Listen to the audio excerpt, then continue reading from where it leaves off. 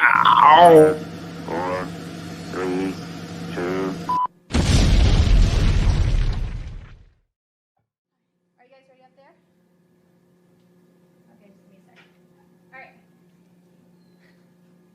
All right, quiet on the set.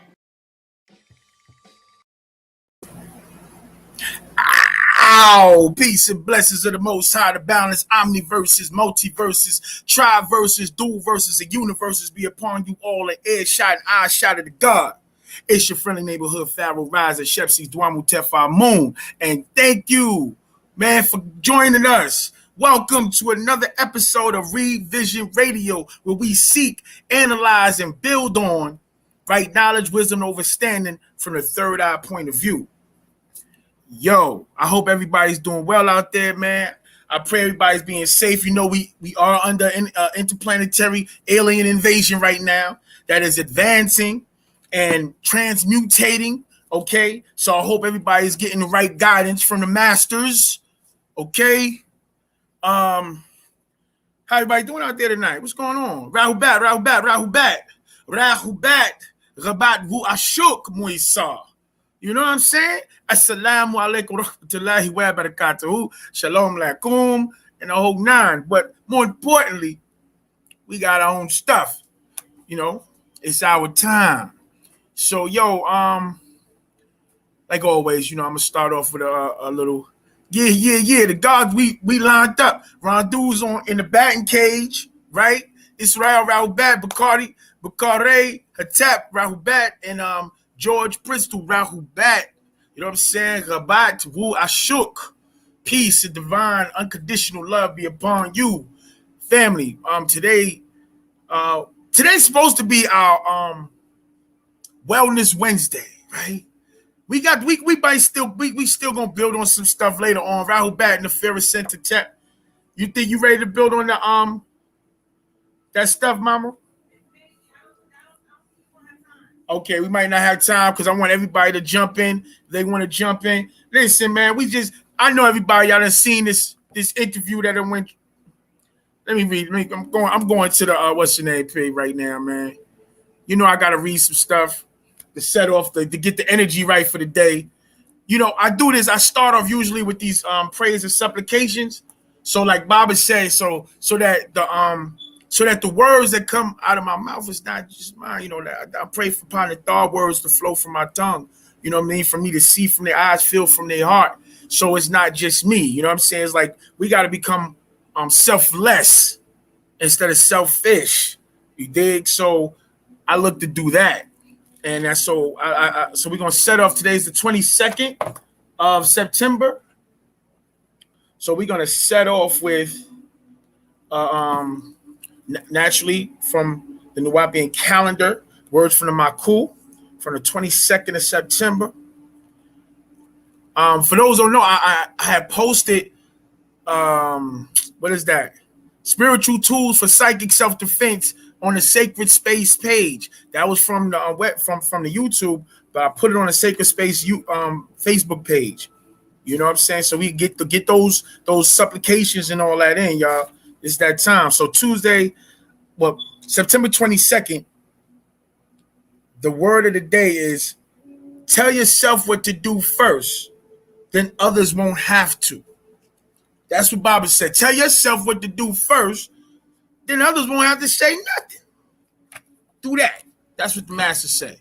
So that's the word from the Maku for September 22nd.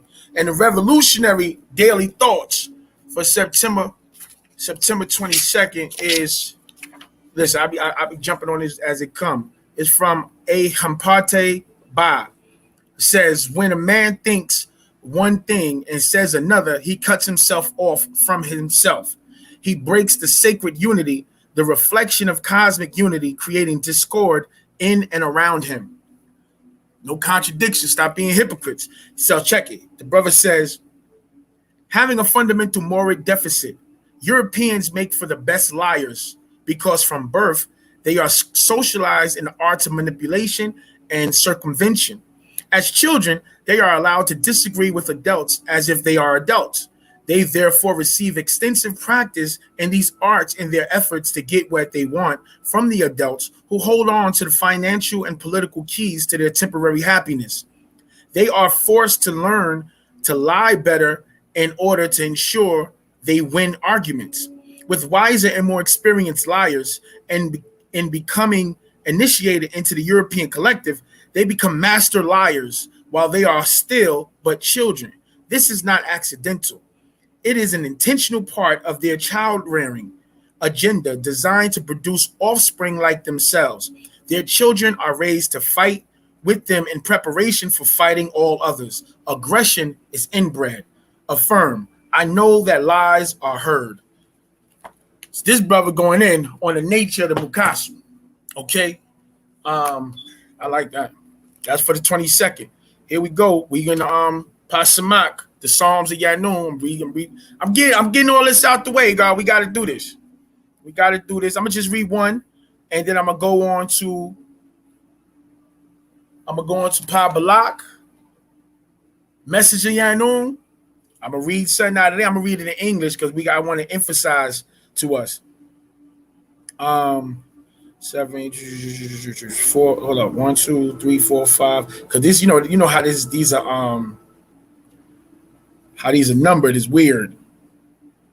All right, got you. Let us Nuwapians of Wu Nuwap rejoice.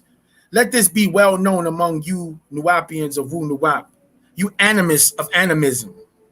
Pertaining to Nuwapian doctrine, it is worth not a thing, and all the acquired knowledge is in vain without your own Hazab culture.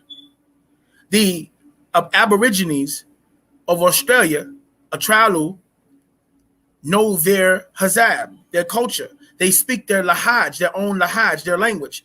The Dravadu Indians of India, they know their own Hazab culture and speak their own Lahaj language. The Nagalu, or the Asians of Asia, they know their own culture and Natuk speak their own Lahaj language. Each have their own masak, music, rakaz, dance, bara, food, labas, dress, atal, zamutat, holidays, festivals, and deities in their own image. Your Hazab culture is a sign of your past and your plans for your future as a Sanafat species of the human race. Why not put your Hazab culture up with your doctrine? Learn to establish and live your own culture. Raise your Sawa'u sons and Sawa'u Ta'u daughters with your own Hazab culture of your own. Otherwise, you will be a forgotten people. Rejoice in culture. Whoo, let's go, God. God speaking of, he wrote it all down beforehand, man. You know, we write our history 25,000 years in advance. You know what I'm saying? So God, he put it over here, already put it on the line. And yeah, we about ready to go there. Make sure y'all listen, we had like 100. I appreciate y'all for supporting and listening and going through the page and going through all the classes. But I need y'all to like, I need y'all to share. I'm about to write it down now. I said about film. I'm about to write down, like, share, subscribe to everybody. We had like 200 and something. I go on the page, it's 280, 290, 300 some odd, and 20 likes. Hey, man. Look, let's like this. Like is how you pay your fare. We getting on the A train. We ride through New York. You pay your fare. This is your Metro card. Swipe by liking. Yeah, gods and goddesses. You know what I'm saying? Yo, there's a joint in here where Baba talks about not dealing with, like, Panadar don't require blood sacrifices. You know, very important, especially going where we about to go tonight. We about to go tonight. They slandering. They got the blood family of the master coming out because they want attention. Well, we got to give them some attention. Show the people love. It's all from the point of view of love. You know what I'm saying? Word. So I'm here to read the master's words that he was blessed with to bring to us. Okay, check it. I'm going to read it. I'm reading it in English. Y'all bear with me, y'all. This is the book of memory. Pa Misfa Shalel Zakari. O Nuwapians, we birthed you all from our being as Muntaru, so that you all can live by way of peace and justice, order. As our children, so return towards us. As one family and call your ancestors, this is the right way for you all. And we are Panatharu, and we are looking at you at all times with divine love. And remember, Nuwapians, we choose you as our children, and we sent you all your guide with the right way in order to return towards us. Do not reject him or what he has sent to do for you all Negroids. You all were the first world race of creation and will be the last. Very important. Let me write that down. You got a pen over there? I gotta write that down because that goes into a situation. You got my book bag, you can look in there, mama. First world people. Yeah, hold up. First world people. I gotta write that. I'm sorry, because that's a whole bill right there on people that's in the religious doctrine and upset with us. Matter of fact, I can put it out right now. See, the reality is we're older than any of the stories told in the scriptures. So when they talk about Lucy and the Australopithecus and all of the other beings that they finding in Africa, it's confirming that we were here before the 6,000 year concept of their religions. So when they're trying to confine us inside their 6,000 year religion, their scholars confirm that Adam was born at a specific time frame within the last 6,000 years. Well, like 4,004 or something like that. We got the dates in one of the joints. I literally in the 9, it gives you the dates in the 9. So we were older than that. So when we say that's not us, that's not for us, it was forced on us, right?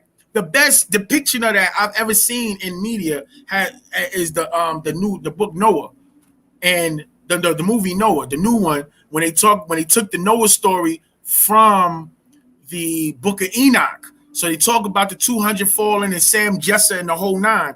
And Noah and God is depicted as a spoiled little white boy. That's the best depiction of the monotheistic deity I've ever seen, because we know that we were taught in the Wu Sabat that monotheism or monotheos means sarcastic, painful theories. Monos is the Greek god of sarcasm and pain, and theos is theory. So when you say monotheos, those are sarcastic, painful theories. Please don't get me started tonight. I'm going in the bag. All right? Somebody tell Tahaka Bay, give him my email, pharaohrising@gmail.com. You spoke to him? Yes.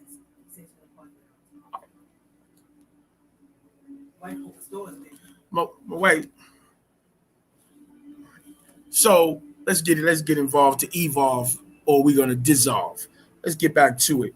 All right. Do not reject him or what he was sent to do for you all Negroids. You all were the first world race of creation and will be the last, when all others have faded one by one, because they did not accept their warner. For each race was sent their own warners, and now you all have yours, our own warner, with you all's warning. So do not reject what we sent down for you all Negroids. We are divine love. We do not threaten you with fires, tortures, or sufferings as the Anaku, the Anunnaki.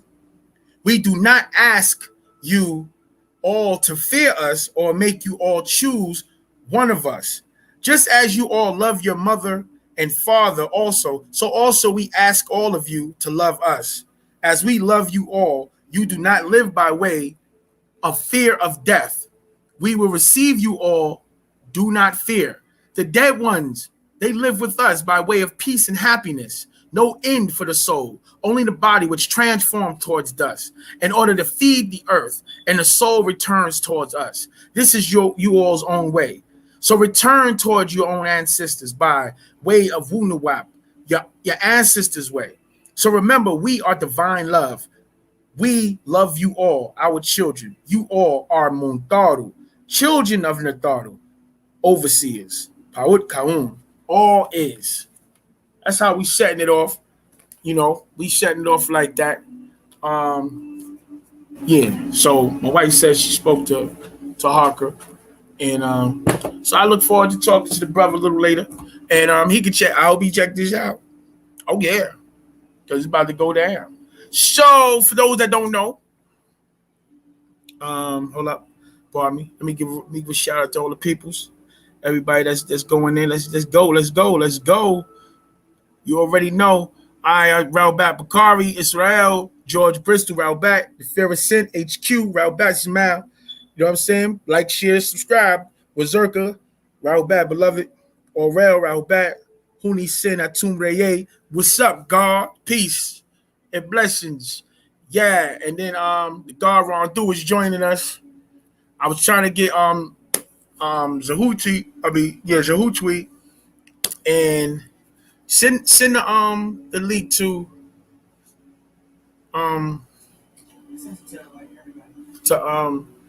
this one. Yeah, this one. Yes, Daddy. All right. All right, so I don't know if y'all peeped it, yo. The other day, Mama used to do a song like that, camp song. Yo, so yesterday, I know it didn't happen yesterday. It happened like the day before on a private chat, a subscribe chat on the brother Taharka Bay's page. One of Baba Yanun's daughters, Uma York or Kathir. Look on page. That's why I kept telling you. I told you 100 times, and you still never did it. 100 times. We do the. Excuse me. I'm live right now. You don't want to see this part of me right now, do you? Huh? What? What is that? What is that? I said, what is that? Oh, nah. Yeah, so I'm putting you on, God. Yeah, Ron, you there? Hold on. Raoul back. Yeah, God. Yeah, no, I'm here, God. All right. Yeah, so we had the situation where the sister was on the brother show, and it started off, you know, a little different.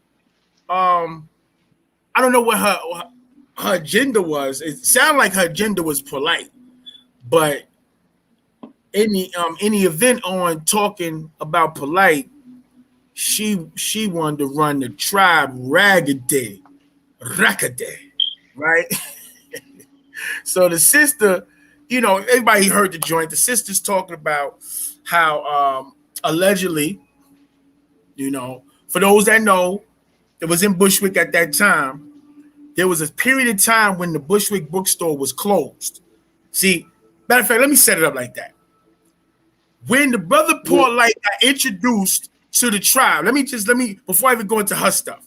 When the brother Poorlight got introduced, it was during the time the master was just kidnapped, illegally abducted by the peoples, you know, the body snatchers, and the tribe was up in disarray. Okay, during unprecedented times. During this time frame is when Polite makes his appearance on the scene, right? The brother, you know, the brother he has superb memory. His memory is there, okay? So this is a wide open opportunity for him. He's co-signed by certain brothers and sisters that put him in position of vouching for him, even to the master, who's now being snatched up, right? So Baba's like, okay, we're gonna work with him because other people that were in position, right? This is even before the bookstore closed. Other people was in position that were being sat down. So there was nobody really to fill the seat and he was more than willing to jump in the whip. Okay. So now this situation transpired that the sister's talking about on air, where there was a shooting that took place. After the shooting, everybody know when Bushwick was shut down after the shooting, and another bookstore was opened up in Utica. That's where Poorlight and whoever was rolling with him at the time, they was in Utica. Everything was happening over there, but over time, it became Poorlight. It was the Poorlight show. But this is just like before he broke out. I have to let people know that Poorlight wasn't a part of the tribe for probably more than 2 years, tops. It's very important. And that was 15 years ago. Because they talk about it like it was yesterday. Like this, he was part of, and then he went to Sinetta, and then Hollywood, and now this. So this is a part of his MO. Nah, this is 15 years ago. Where he left when the master teacher, first of all, they talk about he had one of the master teacher's daughters as his wife against the master teacher's permission. And when the master told him to go to a certain space in Atlanta so that he could be around the family, so when the master called, he can speak to him, Poorlight declined and went someplace else and never went to have that conversation with him.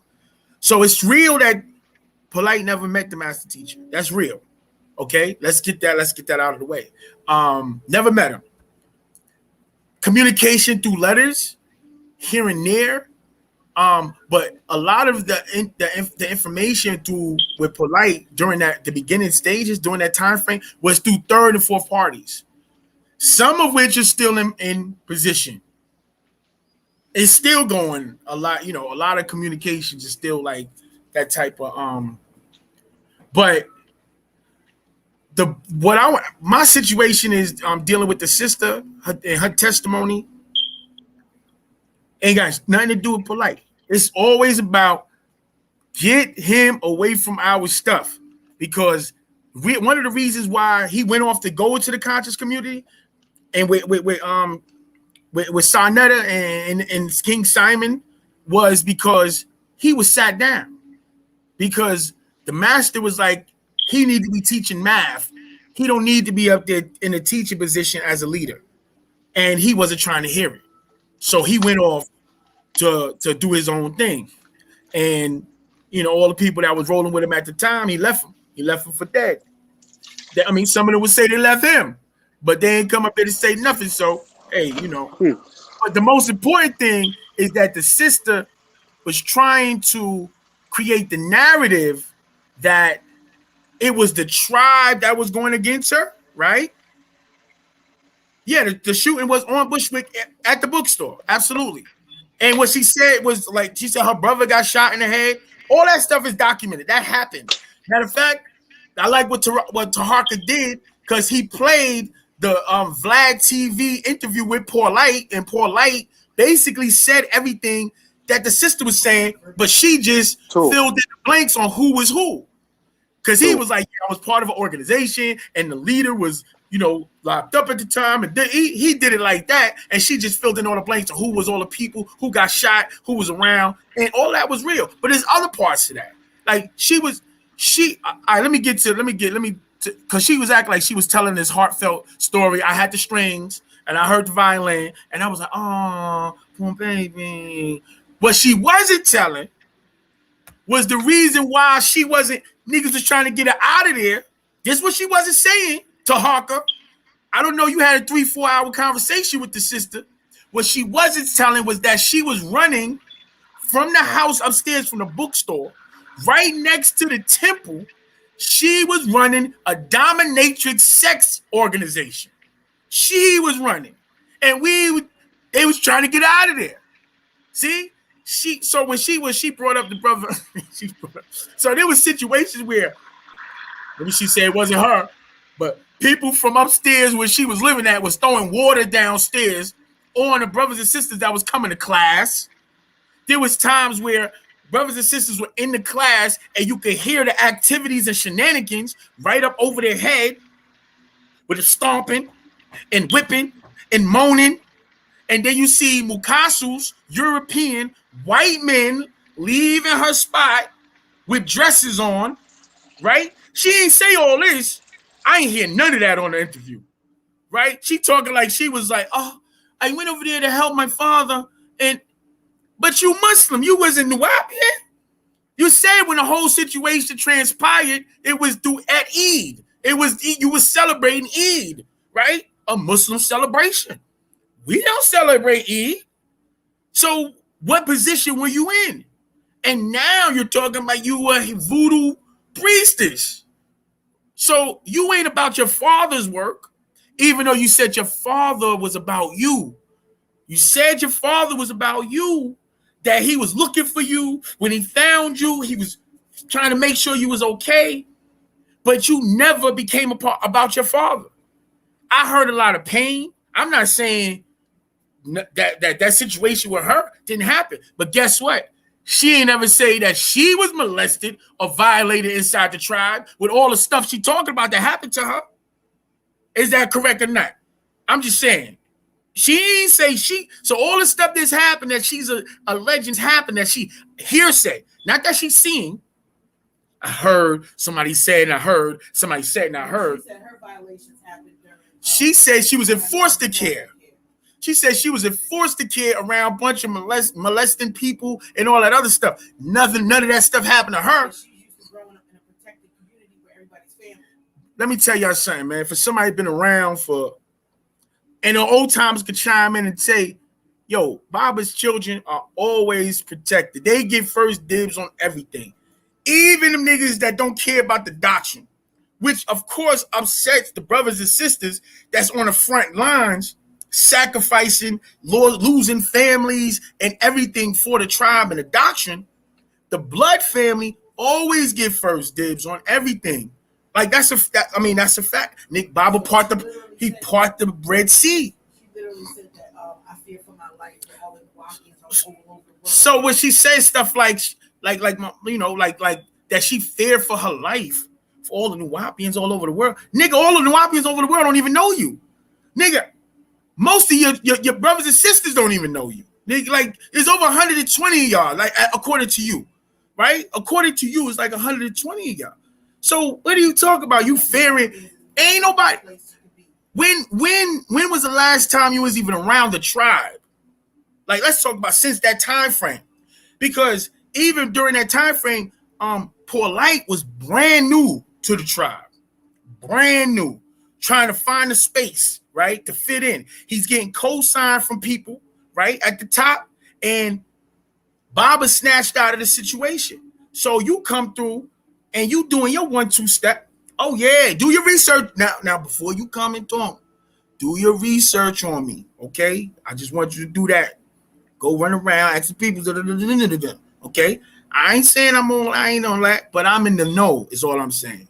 You know, in the Wizard of Oz, I'm behind the curtain. I know what's happening on The administration wasn't even in New York. and everything was still in Georgia at the time. They had to get the administration had to get the inside track on what was going on, third and fourth hand. They didn't know what, they had no idea what was happening. So that's a perfect way to put it. You know, rattle back, goddess. I'm on that. So yeah, so the whole Poorlight situation was how the goddess said, a 0 dark 30 operation. You know, it's just sad because here we go again with somebody, because she's looking for a platform, right? She want to be heard because she never get her recognition throughout her whole existence. She want to get out of that tribe. She want to get out of that that herd of just being one of Baba's daughters, or that's one of Dr. York's daughters. Most of the tribe don't know all of Baba's kids. Most of the tribe. I, being born and raised in New York, have always seen Baba's kids circulating through. Now, once they moved to Georgia, I went out to Georgia on a regular basis, but I didn't live on the land. I've been on the land periodically since there was a bit when the land was just bought and it was nothing. We ain't had nothing on there but tents in the stage. You know what I'm saying? And yeah, that whole scenario. You know, I seen crabs on the land. I had my sister was with me at the time. Now she's a Sith Lord. So, you know, She has opportunity to be a Jedi Knight too, just like you, sister. You could be a Jedi Knight, but you gotta come back to your pop. How you gonna violate your pop's creation? As far as organizing and his mission in life, and then still expect everything to be cool.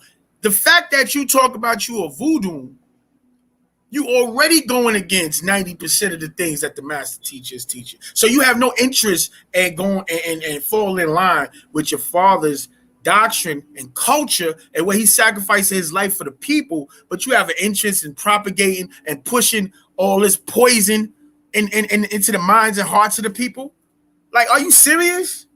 You didn't have no bravery until you started to pledge as a voodoo priest and priestess or whatever it is you is.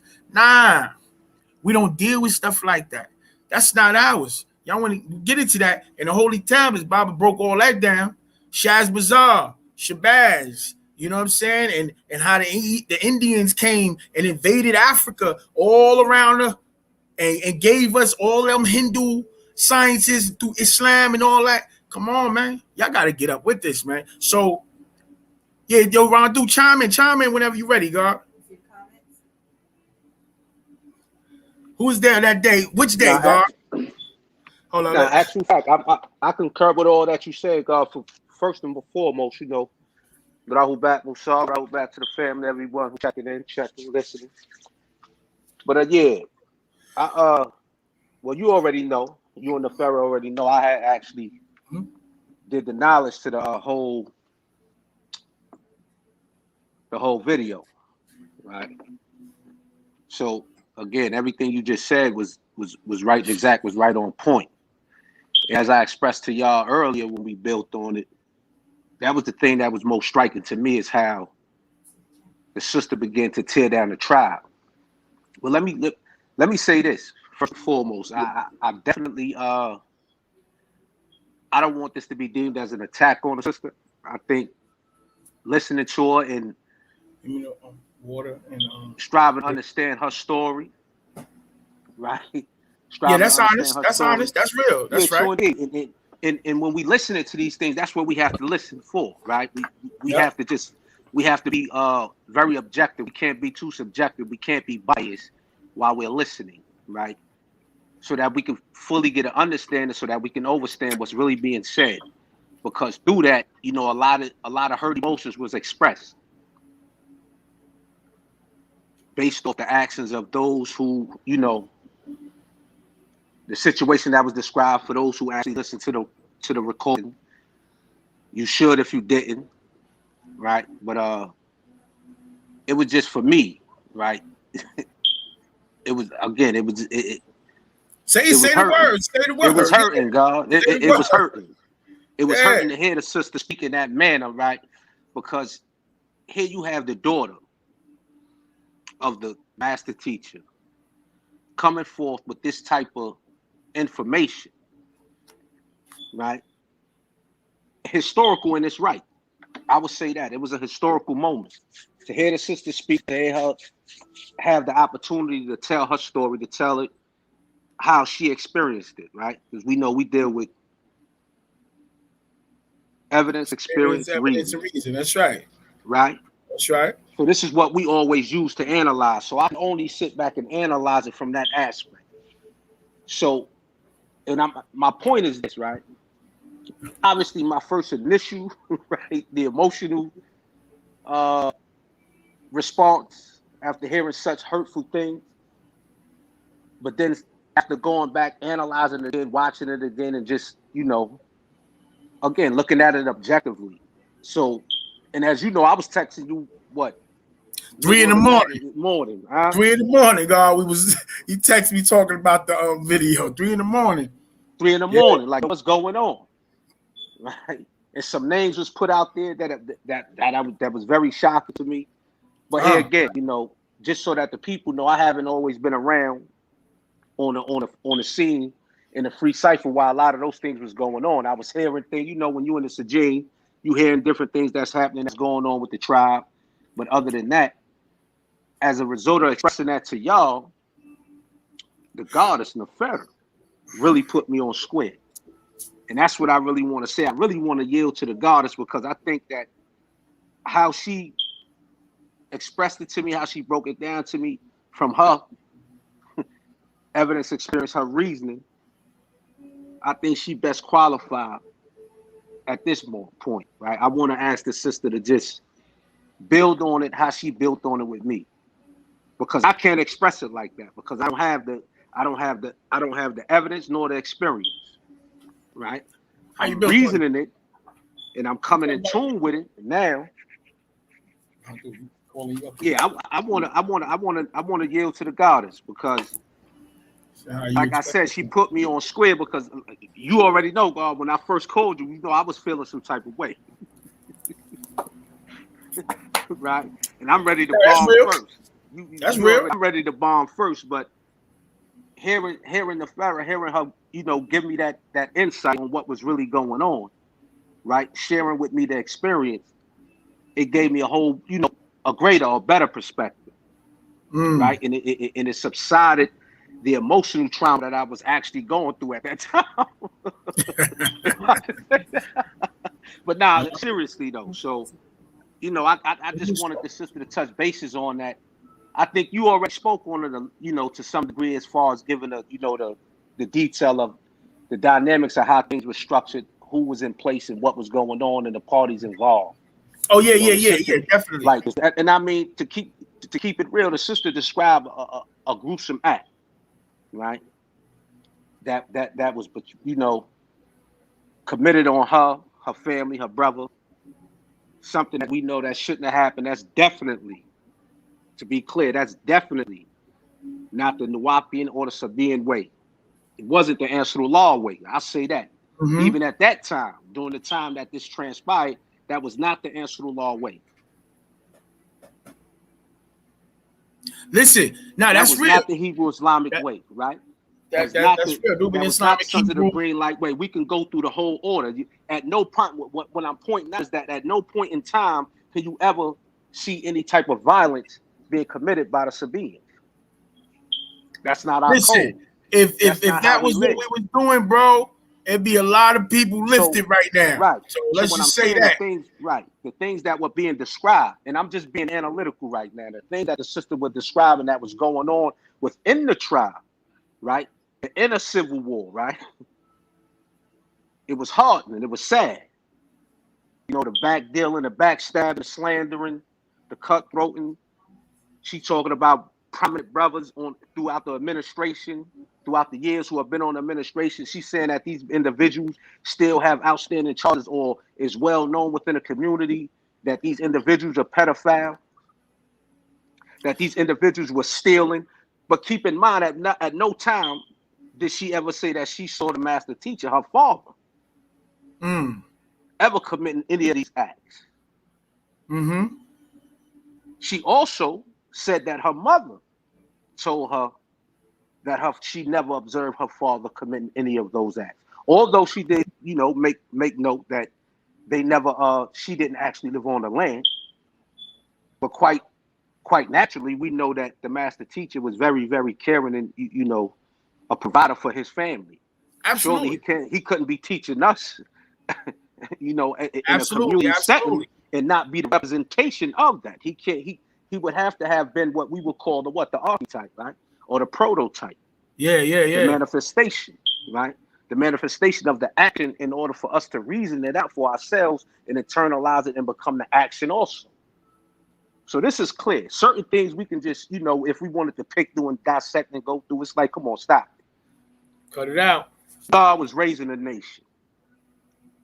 Cut it out. Name another leader, past or present, that has done as much. But this is not about boistering and dealing with egos. But we have to point out, we have to constantly point out to the people, the great things that were being done as a tribe. Because all they get. Go ahead, let me say this. It's the great things done as a tribe and with the master. And think about what's happening. At the sacrifice and expense of him being around his family. So one of the ongoing situations within the tribe is that Civil Baba's war. blood family have Indeed. always had a problem with the love that he gives to his spiritual family. But the master is like, look, this is my mission on this earth. And if you want this time and this energy from me, you got to come over here. Walk You with got me. to be part of this and walk with me. See, and they want, but just like he tell us about, one of the brothers said it. He said the master always said, he reminded us that our children comes through us and not from us, right? True indeed. Because and just like in a class that he says, why do our children leave home and go and worship the devil, right? And go out there in the devil's worlds because they disagreeable. They want the love, they want it, but they don't want to do what they have to do for it. They don't want to do what the rules and regulations say to do for it. They want that entitlement love. You know what I'm saying?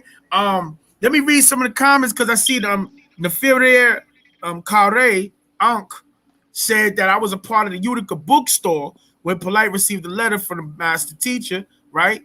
And you also, hold on, he said something up here. No, that was the first one. So here's the question. We know that the building was owned by Oba. Let's get into it. I'm from Brooklyn, New York, born in Cumberland Hospital. Fort Greene, Farragut, Cypress Hills. That building, that bookstore was given to Polite. All right. So it's not that Polite started something, but it was given to him, during this time frame. So I know that the bookstore exists, but that was Obar's. That's Obar's spot. Well, he also mentioned in that he received a letter from the master teacher. Yeah. So now, according to the sister, that letter was under question. That's what she said. That's definitely what she said. Yeah. But now, just here tonight, you shine some more light because, like you said, the sister wasn't revealing her fault. Oh, she wasn't revealing that. She was doing the what that called? The sadomasochism. Right. Yeah. Right. In the living quarters upstairs from the bookstore next to the temple. Right. And again, masochists. Yeah. Doing masochists. Okay, so what was going on here? Because then the brother Tahaka Bey, right? No disrespect to the brother, he went on to elaborate on these things, right? As if he was there, as if he know. That was a problem, right? As if he know, right? Up until that point, he was good. Up until that point, he was taking well. He's good at his craft. I would say that because he allowed her to express herself, and as she expressed herself, he created the narrative. That's right. Because remember, he's still marketing to his audience. He has to keep their attention, so he don't want them to get lost in the translation. So how do you not allow the people to get lost in translation? You create a narrative from what's being said. Mm-hmm. Hence the smoke screen. So as opposed to them focusing on Polite in that situation, it became more raveled up into what? The tribe. So now you all in tribe business. That's right. Now because the Polite thing was already done. He kept asking her for more, and she couldn't give him no more until she got the hint. And then she started talking. The sister has the right, and he kept baiting her. Sister, that's right. At any time you don't want to say anything, this, that, or third. Brother, stop playing game. It wasn't about her no more. I mean, it's a misdirection, right? This is a misdirection for the audience because now, again, he's good at his craft. Because while he's coating her, while he's coercing her, right? While he's stirring her up, making her feel as comfortable as she can feel so that she can spill more, he's also arousing the ignorance of his audience. Because now he takes the things that she says and he creates the narrative. And he constantly said that, there was no charges, there was no convictions. But in the comments, he's writing, I believe the victims. What victims, brother? Oh yeah, he said that. Convictions? No, yo. But okay, but so we got this thing going around, right? But we got this thing going around now, what they call the court of public opinion. Mm-hmm. Right? That's called lynch mobs. Those are lynch mobs. Right. I'm striving to understand. We got these bunch of necros running around talking about a court of public opinion. You niggas can't even govern your own self. You can't even make right decisions for your own life. And you talk about the court of public opinion. And that doesn't say that no one has the right to observe what's going on in their communities and their environments. So don't misconstrue what I'm saying. But when you take this in the form of capitalism and you commercialize it and you start creating narratives from he said, she said, that's wrong. When you quote a Right? fact, That's not and then shift it, and then want to emphasize the opinion, your what you opinion, doing is to override fact. Because what's been going on is you've been telling half truths, and we know that a half truth is worse than a lie, God. Give me an example. How you been telling half truths? A half truth is, I'll give an example here again of what the brother said, right? Go ahead, yeah. He stated to the public, Dr. York was not convicted. He said that when any molestation charges, right? That's right. That's right. Spoke, went ahead, Talk about the racketeering. That's right. Sure did. Talk about the racketeering, all these things. Those are the facts. Those are facts. Those are the facts of the case, right? But then he doubled back while he transitioned, right? Ishmael York just texted me on Facebook. Yeah. That Bushwick store was separate from Omar's store. Yeah, it was. I'm saying I said that it was. I didn't say it was Bob, but Omar gave that to Polite. So at that point, it became part of the community. Look, now watch this, dog. So watch this, dog. Yeah, true indeed. So now, you good, God. It's you good. We love you. So now we ain't gonna say your name, God. So now, go ahead, God. While he's saying this, he's texting, right? Or he's putting in his, in the chat room or whatever they call it. But I believe the victims. That's tying it into the other stuff, to the whole case. So now you just took the facts. So now you presented the facts, but now you're gonna create the illusion over here and dismiss them with a false statement. So now, what is your statement? What is your statement in truth? Because you're making a statement of truth to the public. Because you're saying that I believe the victims. Bro, right? So now your belief has to be based off some degree of facts. No. So the facts, because you just presented the facts. No, God, listen, what he did was expose what the problem is with not just the conscious community, but all of these dudes. Exactly. The inability to reason, God. Facts. Because the facts don't weigh and are not, the facts are not as heavy in their minds and their souls as their own personal beliefs. They can dismiss the facts based on what they believe because their core is about faith and belief. So the facts don't weigh the same. What I feel to be true. What I feel is more important than what it is. And that's all they care about. So he literally quoted and said, these are the facts. He literally said, okay, racketeering. He said he's not convicted for molestation. He says that and then double back and says, but I believe the victims, I believe that basically he did this.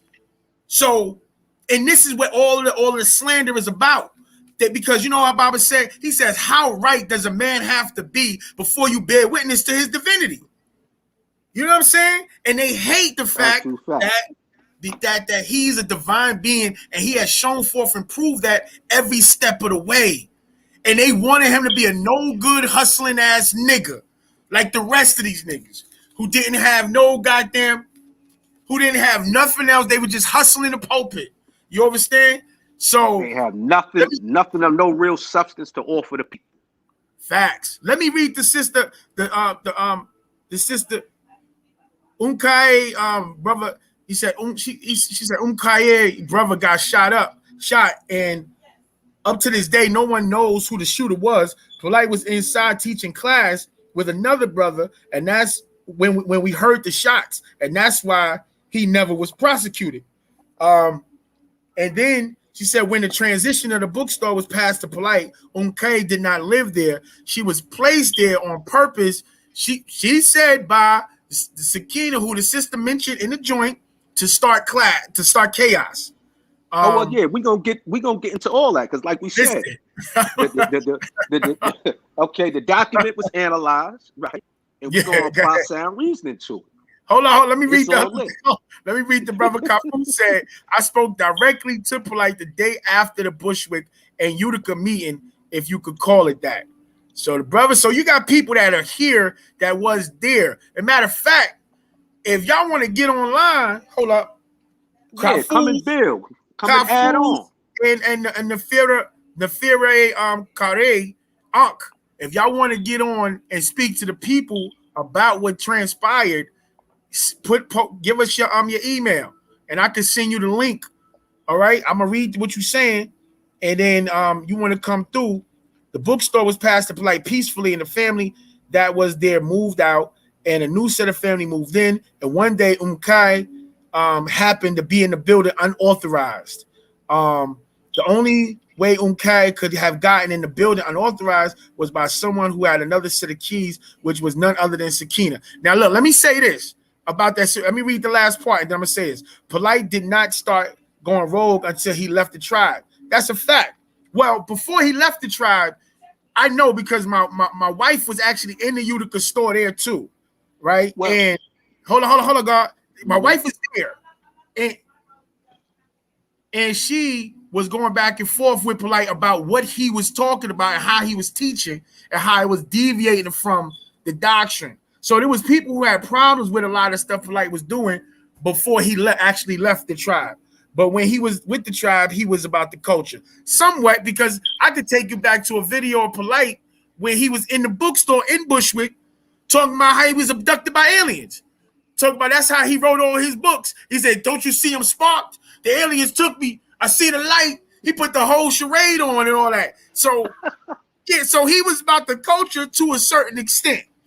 That's my brother Hollywood, man. I always want to be in Hollywood. Bushwick, that was Baba, that the Bedford Utica store that was over Annette. That was completely. He said that was a completely different animal. Oh no, I know that. Well, so all right, so to clarify, because when I brought up Utica, where Polite ended up going after Obar gave him access to that store, because Obar owned that building. The Utica building and that whole situation was not a part of the Bushwick situation at all. They was never like in unison. That belonged to Obar and his situation. That was a renegade move. Obar was Obar had the Islamic mission, the African Islamic mission in America. That's Baba's older brother, and he had that. He gave that to Polite. That didn't have nothing to do with Bushwick and the whole situation in Bushwick. So I just want to clarify that to separate it. That's a whole. Those are two different entities, two different monsters, and and on Bedford. I mean, it's just Utica. They talk about the Utica bookstore where Polite was teaching at. That was the only place that he was there. Yeah, it was Bedford. Was that Bedford and Utica? The Crush Street. I mean, that's the. I mean, we get the. You mean get the address? No. Okay. I mean, want to get clarification like that. I mean, then the brother and the sister said she don't know what happened to him. They was teaching the class with another brother. Matter of fact. What happened that day? What's she talking about? They was teaching class with my yard water. Apparently that was. So this is a pivotal. So sis, you want to come in? Water used to teach class every weekend. The bookstore was popping. Souls was getting saved, young and old. Do you want to come in to talk about that? Because this sounds like something serious. Let me call hit Warren. You want to hit Warren next if he want to come on board? All right, let me hit the gun to see what's up. Yeah. So listen, man. The issue is dragging the master. Then the sister talking about stuff like this the culture of the tribe. To be like the whole idea of the culture of the tribe as molestations and all that foolishness, that is blasphemy. Yeah, and I'm saying all these people who speak. I'm saying, do you want to come up here? Speak about how this sister was disrespecting the tribe. Do you want to come up here and talk? Yeah, I'm telling you, I'm asking you to come up here. She was certainly painting an ugly picture. No, she was definitely. Let them tell it. Everybody in the tribe is just, we everything opposite of what we say we live to. Facts. Or what we live up to. Part and say. Okay. So she clarifies it that they moved to the bookstore, that they was at the bookstore in Utica. She said Polite Water used to teach every class every weekend. The bookstore was popping. So when she's saying it. So I'm asking her if she want to come up. They started at Utica, then they went to Bushwick, and then they went to Bedford. Okay, sis. Is that how that went? And then after the shooting, I got you. Kafuz want to come on. He put his email up. All right. would you be willing to put your anger aside and work things out with Bushwick? He said no, and I had a witness with me.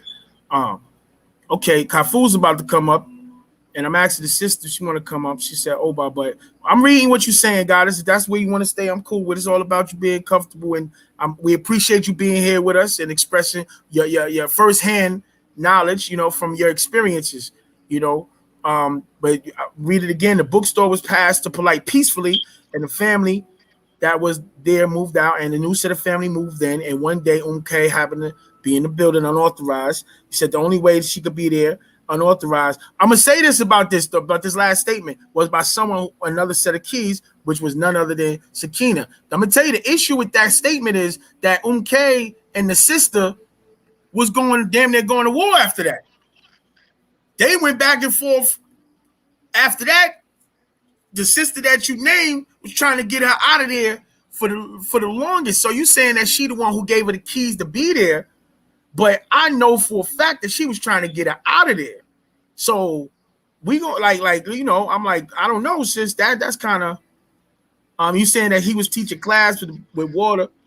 Polite and Water used to teach class every weekend. The bookstore was popping, souls was getting saved. Yeah, I don't know. I'm about to call it, brother. I don't even want to put brother out there like that. I'm calling to see if he want to come up here and clear things out, man, because this is crazy. And we're gonna talk about it. We're gonna talk about it. We're gonna talk about it. Nah, because his name's coming up now. So I'm trying to see what's up. Let me send Kafu's. I'm about to send you the link right now. What else he said? Moved to Bushwick. I was there almost every day. And then after the shooting, they moved to Bedford. And that was the building that Oba owned. Facts. That's a fact. Talking right here, bro. All right. Exactly how it went, sister. All right. Cool. Listen, I'm not trying to take Utica first, then Bushwick, then Bedford. Oba only owned Bedford. I understand what you're saying. Got you. I was there when we had to. All right, let me give. What's that? Marcus Showell 474. I'm about to send you the link. Anything else you want to build on? Rondu? Huh? 474. Let me make sure this is it. What you say, God? I said anything else you want to build on?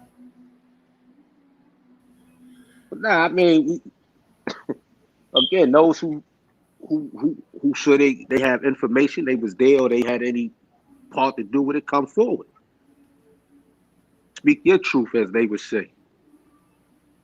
But that's real. That's real. Because I don't want to lose the focus on, what transpired during that interview, right? Because the picture, again, the narrative, and he was, again, like I said, the brother was actually coercing the sister, right? Not saying that he was putting words in her mouth and telling her to say these things, but he was coercing in a sense where he was allowing her to say, okay, it's comfortable to say how you feel, which she should. She spoke her truth, right? So the narrative that was being created as far as the tribe, she knew what she needed to keep on saying in order to keep on being in the spotlight. She knew when it was no longer about her and her experience. And then when she had to, okay, I got to give up something. Just like the same way when Mark Lamont Hill was on Sinetta talking crazy about the Nubian tribe, about Baba and everything, even though none of that was a part of his experience. He got busted in every lie that he told, but he knew that he had to give up some type of juice because these people are just so fascinated with Baba, with the Nubians, with every transition that we've gone through, with the body of information that we have, that they still are not picking up any books and reading to even find out what we're actually really about. They just want to keep on going off on the standard because it makes them feel comfortable, because then they can get back into their little seats of power and money at the pulpit with giving out these spells to keep everybody asleep. That's real. That's what she said. I yield. That's real. Let me see, Mom. What's the? I don't know. I don't see Kafuz's. Sorry. So now, to speak on that too, one thing she did, she had mentioned the fact of, you know, he asked her, did she know anything about, you know, her father being involved in any molestation, or has she ever seen anything, et cetera, you know, the typical rundown questioning. But she, in one of the, you know, her answers, she said that some of her friends told her this. Hearsay. Yeah. Hearsay. Again, more hearsay. Now, but let's keep in mind, we talking to a dumped down masses. Absolutely. In any other court, whether public or professional, if you want to say it that way, right, or judicial, hearsay is hearsay. Now, the people may want to look at it, okay, well, this is his daughter. So she has some, like 50 or 60. Right. So what happens here is the emotionalism that's being that's something to talk absorbed from this, right? Yeah, I mean, because it's a touching story, nonetheless. Yeah. So now when you get with the story being sensationalized from his end, right? Because she's speaking her truth, but he's creating a narrative and sensationalizing the matter, which is giving the perception of the tribe that we were just these immoral, you know, gangsters. She spoke on the mental health level, which I think is very important, because that's very real. important. Because she's obviously sick. She needs counseling. Well, we have to understand that goes on in any organization, though, God. In Anytime the you seeking to wake up the dead, Anytime you seeking to wake up the dead, you got people coming from all different walks of life. That's right. Right? All of us was in that muck and mortar. All of us was in the gutter. That's what this is about. This is the healing. That's what this is about. This is what it's about, the resurrection. And that's why it's so that sad, they say man. that, but they were saying it as if this is not relevant. What do you mean? Show me an organization where you don't have the worst of the worst. This is who the message is for. This is who it was sent for. This is who it is for. And this is who it had begun to raise up. That's only right and exact. That's right. Right? This is replete throughout history. Anytime that there's an oppressed people. Now, what happened to all the kids that were living on the land and grew up on the land, and you don't hear none of them saying none of this? Yeah, they don't want to talk about that, man. But the two that are clearly dealing with mental health issues. Well, also, she's a daughter, right? And she has an entitlement situation about her father. And now you have people who she would consider strangers that have more rights to him and to his property than she does. So all she kept talking about was her inheritance. This is somebody that was in foster care system until he found her and was taking care of her. And then according to her, she was like, he said, don't come back to Tamaray. Don't come back because it's dangerous. All right. According to her.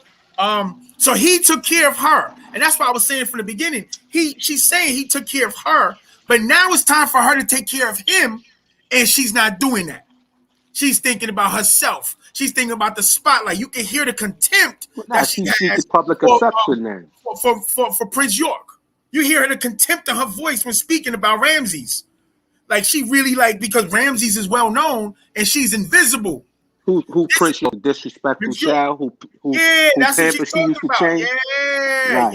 Right. So he's known, and then she's like, "Oh, everybody thinks he's his only child." Nobody thought that was his only child. But you have a problem that he got the spotlight. So now you're willing to do whatever, just like her other sister, Leah York, who's working with Chuck Morgan. See, this is about getting the spotlight, being recognized, and going against your own father who sacrificed everything. What they call it today, working with the ops. Working with the ops. Yeah. Oh, she said she was sleeping with the enemy. Remember, she said she was with the enemy. Oh, I was with the feds because I didn't trust. I thought that they dangerous. And if we was dangerous, let's keep in mind this here again. This is another one of the storylines, right? She was in hiding, quote unquote. She was in hiding as a result of the shooting at the store in fear for her life. All this time, right? And now she's willing. She wants to come out, right? Because she was freed by She was freed by voodoo, right? And she's got her confidence now. She's ready to, present herself to the world. Okay. Shay, sister, as she would say, Shay. Cool, we good. That's a shame. More peace and power to you. That's right. But now, in doing that, if you wanted to educate and enlighten the people on the truth of the matter, right? Because there's a lot being said by a lot of people. But here you are, someone who has direct knowledge, direct experience, and you can reason these things out for the people. Instead of you doing that, you got to come and you run into these pulpits. You run into who I say these soothsayers, right? These modern day soothsayers. Soothsayers. Right? These brothers and sisters that have read a couple books, maybe attended a couple classes, sat in the corner and owned and ironed a little bit, and now they super enlightened, super intelligent, have no background history, no stylistic matters on no level, doing nothing in their communities and nowhere else. Okay. Yeah. So these are the people who you're presenting these. You rather take the information to that world, to the very world that your father strived to protect you from, gave his life to protect you from. He was actually creating a world, an environment for you to protect you from that. And as you said, God, now it's the time for you to come and defend him and protect him and his legacy. Now is the time. And this is the Instead, time. you go and run and take it to the very people who are disrespecting and destroying your father's legacy with the purpose in hand. What's your agenda? They're part of the conspiracy, right? What's your, you know what I would say? Well, that's always the primary question. What's your agenda? What you here for? What's your agenda? You know, Malcolm X, get your hands out my pocket. In witchcraft, right? In witchcraft, you have to give something to get something. That's how it's orphan acceptance, you gotta give something to get something. This so is now acceptance, God. She's offering up her father and his works in order to get her acceptance in her voodoo religion. Mm-hmm. She's offering up her ties with her father because it's not just her father. This is really about her whole family and the tribe. Because she's like, she was left for dead as far as she's concerned. Like nobody was there for her. You know what I'm saying? Like, and she was in the street. She was in the foster care system, according to her. She got 119 brothers and sisters, but she's in the foster care system. Talk about that now. She mentioned her aunt and her uncle. She mentioned that. So her father tried to take care of her, and she lost contact with him. Even the people that was bringing her money, according to her. I sent it, Kafuz. I just sent it. Even people that was bringing her money, she said, started stealing the money from her. Coach Anpu said, remember? She said the amount was getting, decreased. It was reducing each time. She said he started out with 1,000. It would be 1,000. Then with the 700, 300, et cetera, et cetera. So they were stealing from her. They were stealing money from her. Yeah, that's what she said. Spoke on, she spoke on the fact of, how she was being mistreated and molested. Outside the tribe. Outside the tribe. All this stuff happening in the tribe, but she not touched by none of this. She don't see none of it. She hears about it later, but she goes through the physical manifestations of it while she's in the system in the public. But again, she don't speak about when she was running the dominatrix company up there with the Mukasu. And even you had stories where brothers would tell you stories about how she would come downstairs to the class and take a brother upstairs. That was her hustle. She ain't speak on that. Why she ain't talk about that? I mean, when you gonna purge the heart, beloved, purge the heart. Tell a story. Why you ain't giving your dirt? Why you throwing dirt on the people? You understand what I'm saying? Like, and that was messed up. And she spoke about she speak as if, the brothers in the tribe this is what they do. They okay with violations. No, we're not okay with violence. Well, how the story was being painted that we was just nothing but another cult, and this is what all the cults do, right? This is more what the tradition of cults, where you have this super intelligent man who has this idea. He comes together. He's going to save himself. He's going to save his people. He comes back as the savior. He gathers all these people, all the while, training and coaching them out of their intellectual powers, their emotional powers, and their physical powers, right? He uses their intellectual powers to think for him to promote the doctrine, right? Because you the mind. Definition. Let's go right into the definition. You broke up, God. You broke up. Let's do like because you know everybody talk about the cult stuff, right? The brothers, what's the brothers with Kev Frey and them, defenders of the truth. Sure indeed. Defender of the truth. Yeah, Taharka got part 2 on coming on tonight. You know what I'm saying? He said he called me.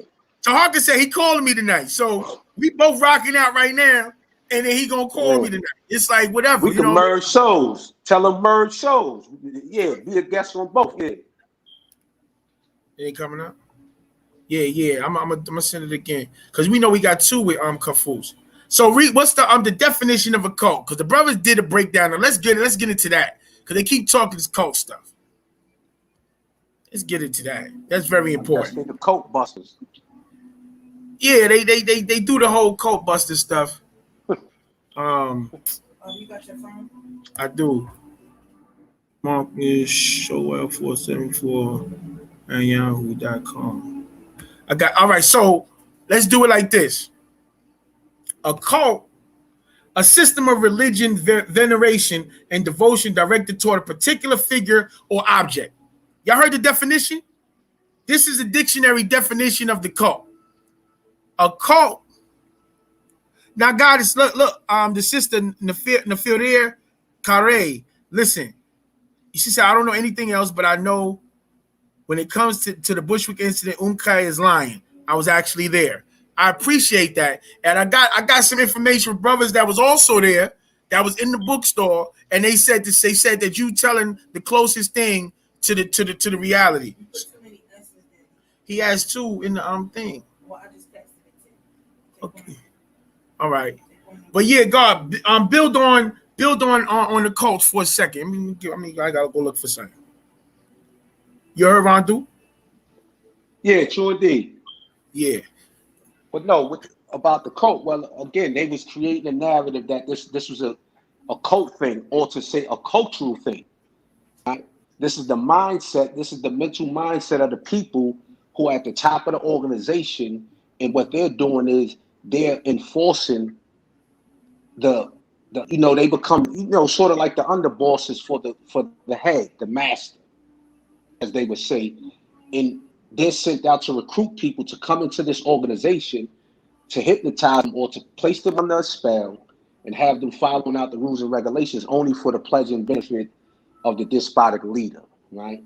This is the narrative that's been created by way of America when coming down on other cults or other people who want to separate from the mainstream cultures of society and become of their own, to lead their own way of life. They're called a cult. Not because they broke away from the mainstream. What is the mainstream? The mainstream is the religions. So when you begin to go against the religions and you speak against the religions, speaking of the 3 monotheistic religions, Judaism, Christianity, and Islam, they consider you to be a cult because you're outside of their control, their power structure. They can no longer dictate how you think, how you live, how you act, how you move, how you commune, and how you build and structure your nation. They have no authority, no control over that, and they don't like this. So they outcast you and call you a cult. Now what happens is the trick that's played on the masses. Because the masses think that they're a part of something, right? They think that they're part of something. In this case, it's called the United States of America. So they think of themselves to be citizens, right? As a citizen is one who partakes in, right, a group of government, and you agree to uphold a particular value and standard of life, correct? So when these people start to hear that, you have those who seek to break away from the system, psychologically or subconsciously, they feel some type of way. This is enhanced because now the media takes this and they continue to market and promote the cult busting culture. So let's do a little history, right? What happened back in with the Kuwait, with the Waco situation? with David Koresh in them, right? Yeah. If I recall, that was what, 1992? Definitely in the 90s. Definitely. Right? I don't know what. I don't know. 1992. Yeah, that was Waco, Texas. Janet Reno in them. Janet Reno, right? She was the United States attorney. She was the United States attorney at that time under Clinton. Some other cracker. Yeah. Right. She was under Clinton at the time. So they targeted, right, one crack after another cracker, you know. But anyway, they targeted those people. They was down in, they were down in Waco, Texas, and they were, they was on the compound with, and we got to catch these catchphrases, these terms that they used. They said they was living on a isolated compound, right? Absolutely, they had their own private land. That's right. Right. So they hear this terminology, compound, right? Puts them directly under the spell. Because if you hear the word compound, it's like somebody, it's sort of like you hear compound, you think of somebody that's packed up, caged up somewhere. Oh, that's a compound. That's a land where something's being stocked, the compound, right? So now you say you stocking or you compound or you stocking human beings, human bodies over here. And what you're doing is you're creating them and you're turning them into a tool in order to serve your own special purpose and needs.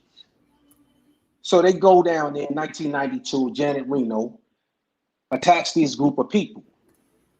The lead thing that they were promoting through the media was that these people were a cult and that David Koresh was down there, the same thing, which is parallel to how they fit the story for the master teacher. And let's not forget that the master teacher said that they would use his situation in his case to do what? To bring down a lot more of the black leaders over these organizations throughout the South. Right. And keep in mind, that was a prophecy fulfilled because we could go down the list Bill of Cosby, all Kelly. those who went down. Okay, Yeah, let's just keep that in mind. That's a point. That's a point to keep in mind. So now they go down here. They send their investigators and they take their report. They come back. They brief them, get what they got. Of course, they create the story. This is what was going on. He was sleeping with all the women. He had several wives. He was sleeping with some of his daughters. They were doing things illegal, right? With a compound, they were stockpiling guns, et cetera, et cetera. We know the story. We know the Let's go in there and save the kids by killing everybody. There we go. They said. Right? We're gonna Let's go save the kids by killing everybody. Keep in mind, this is these people's private land. This is these people's private land. They're not under your jurisdiction. And on their land, according to your law, as long as they're not harming any or breaking the rules and regulations or harming the rights of any other people or citizens, they have the right to do as they see and please or feel. That's according to the law. But what happens is because you're not up under their covenant, you're not caught up under their, social dynamics of control, they see you as a threat. So now we got to go in there. We got to bust that out. We got to take that down. It's a threat to our three religions, to our three monotheistic religions, to our culture, to our way of life. We can't have that. White supremacy must rule supreme. So check it, God. I'm gonna add on to where you just went because they keep saying this cult stuff, right? The difference between a so-called cult and an accepted religion, institutionalized religion, is federal sponsorship and acceptance. Period. The Church of Satan was established in 1966. Antoine Levitt, right? By Ronald Reagan, right? Who was the governor? Government accepted it, right? And then it became what? A religion. So in the state of California. Because a cult is nothing more but a group of people coming together with the same belief system. Now, let me break this down. We as so-called black people in this country, right, have always been considered part of cults because we exist in a system within a system, a society within a society. We're a subculture within the mainstream culture. So most of us come from families that were part of the Jehovah's Witnesses. That was part of the Nation of Islam. That was part of the Nation of Gods and Earths. That was part of the Moorish Science Temple of America. All of which were considered cults by mainstream America. That was a part of the Ansar to Allah, Nubian Islamic Hebrews. All of these are considered. The only reason why, even though the Sunnis considered the Ansar a cult, to the mainstream America, they were just Muslim. So we were able to hide under the Muslim banner. But to the mainstream America, right, all those belief systems inside the hood are cults. The reason why the cults are criminalized, and I'm going to read the definitions, and then I'm going to bring the brother Kafuz on. Kafuz, come on back. I see you. The definition of cult is a system of religious veneration and devotion directed towards a particular figure or object. Based on that definition, isn't Christianity a cult? Isn't Islam a cult? Isn't Judaism a cult?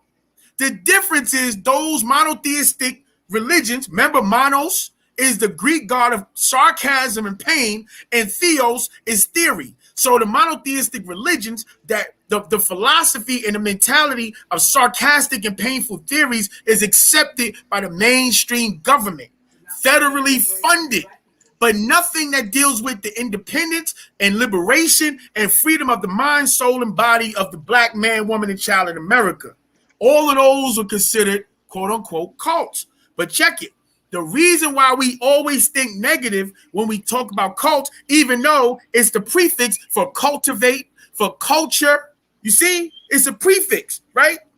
Because when you hear cult, explain what the prefix is, dog. The master explained that years ago, and this was brilliant. He said, when you hear and see the word cult, you hear subconsciously occult. So when they say they're in a cult, you hear occult. Now let's see what occult means. And this is where the trigger's at. This is the science of this trigonometry and the spell, right? Occult definition. Occult is supernatural, mystical, and magical beliefs, practices, or phenomena involving or relating to the supernatural, mystical, or magical powers of phenomenon, not accompanied by readily dissembled or signs or symptoms, cut off from the view of interposing something. So cults are synonymous with the occult, which is mystical, like a paranormal or magical belief, esoteric, and that's the trick. They trap cults, which is outside of mainstream. They're always outside. They have no control over it, which they on the loose level of it they call supernatural. You know what I'm saying? I want to address something real quick. Hold up. The wife want to address something. Then we gonna bring Kafuz in. Go ahead, mama. All right, so I just want to address this real quick as far as what's the reason for this. We are never in the position where we're ever trying to beat up on any of our family members, right? The reality is that in any family, you have people who are messy, people who do stuff, you have trauma and everything. And it would be better if we had a healthy culture about dealing with introspection, healing, dealing with trauma, you know what I'm saying? But it's just the idea that people's individual experiences and people's individual trauma heaped up on either Baba or heaped up on the tribe as a collective, and it's taking away from the efforts that are actually being made to free the very same loose terms black people that Baba has come to save, that the doctrine is here to save, and that we have aligned ourselves with that mission in order to do that work as well as student teachers and as children of Panavad. That's a fact. You know what I'm saying? So first and foremost, the idea that most black people are still in that looking for a savior mentality, right? And then the other side of that coin is persecuting people for righteousness' sake, persecuting people for righteousness' sake, persecuting the very savior that actually did come for you and came looking like you, and you can't handle it. That's a fact. And you can't handle it. So are people's experiences real? Yes, some of them are. Some people embellishing on things because they were never able to be heard before. You know what I'm saying? And we also know that what the doctrine actually teaches is for us to stand on our square and with our backs erect, and go from homo erectus to homo spiritus. So there's nothing in our doctrine that cosigns these animalistic behaviors from singular individuals that that people are actually that are leaking out and people are hearing and that they're seeing the stuff that's going on, and it ain't got nothing to do with Baba. Nothing at all. Nothing at all. Baba is always being used as an excuse, a scapegoat for dirt and slime that brothers and sisters in a community that still haven't freed themselves. They haven't adhered to the doctrine. They haven't been studying and living the doctrine out, and they do all kinds of filthy stuff, and everybody just puts it on him. And he's always been used as a scapegoat. And to some people, he's used as a scapegoat because of Uncle Earl, who they knew was touching on their sister, and they never said nothing. So now they want to jump out here and be like, yeah, I let that slide. I'm not letting this slide. But get the facts is all we say. Kafuz, welcome to the show. Rahul back, beloved. Introduce yourself. Rahul back, beloved. Rahul back. Turn down your joint, dog. Yeah. To turn down my what? You got your speakers. I hear you. My speakerphone on. Yeah, I can hear it. It's reverbing. Hold on 1 second. I'm gonna turn the TV off. That's the only thing I got on though. I don't know what's going on. Now you good. You good now. You can hear me now? Hold up. All right, cool. What I was gonna say was I was there for most of that stuff after the shooting happened. The bookstore was closed for about 6 to 8 months. When we started to reopen Bushwick, that's when I was around, and then I witnessed a few things that took place after that fact. You know what I mean? Well, if you got any questions, I feel free to ask, because I was there for a lot of it. Hold on, yeah. I was like, mine's doubling up. I don't know what's going on, but okay, y'all hear me? Give me.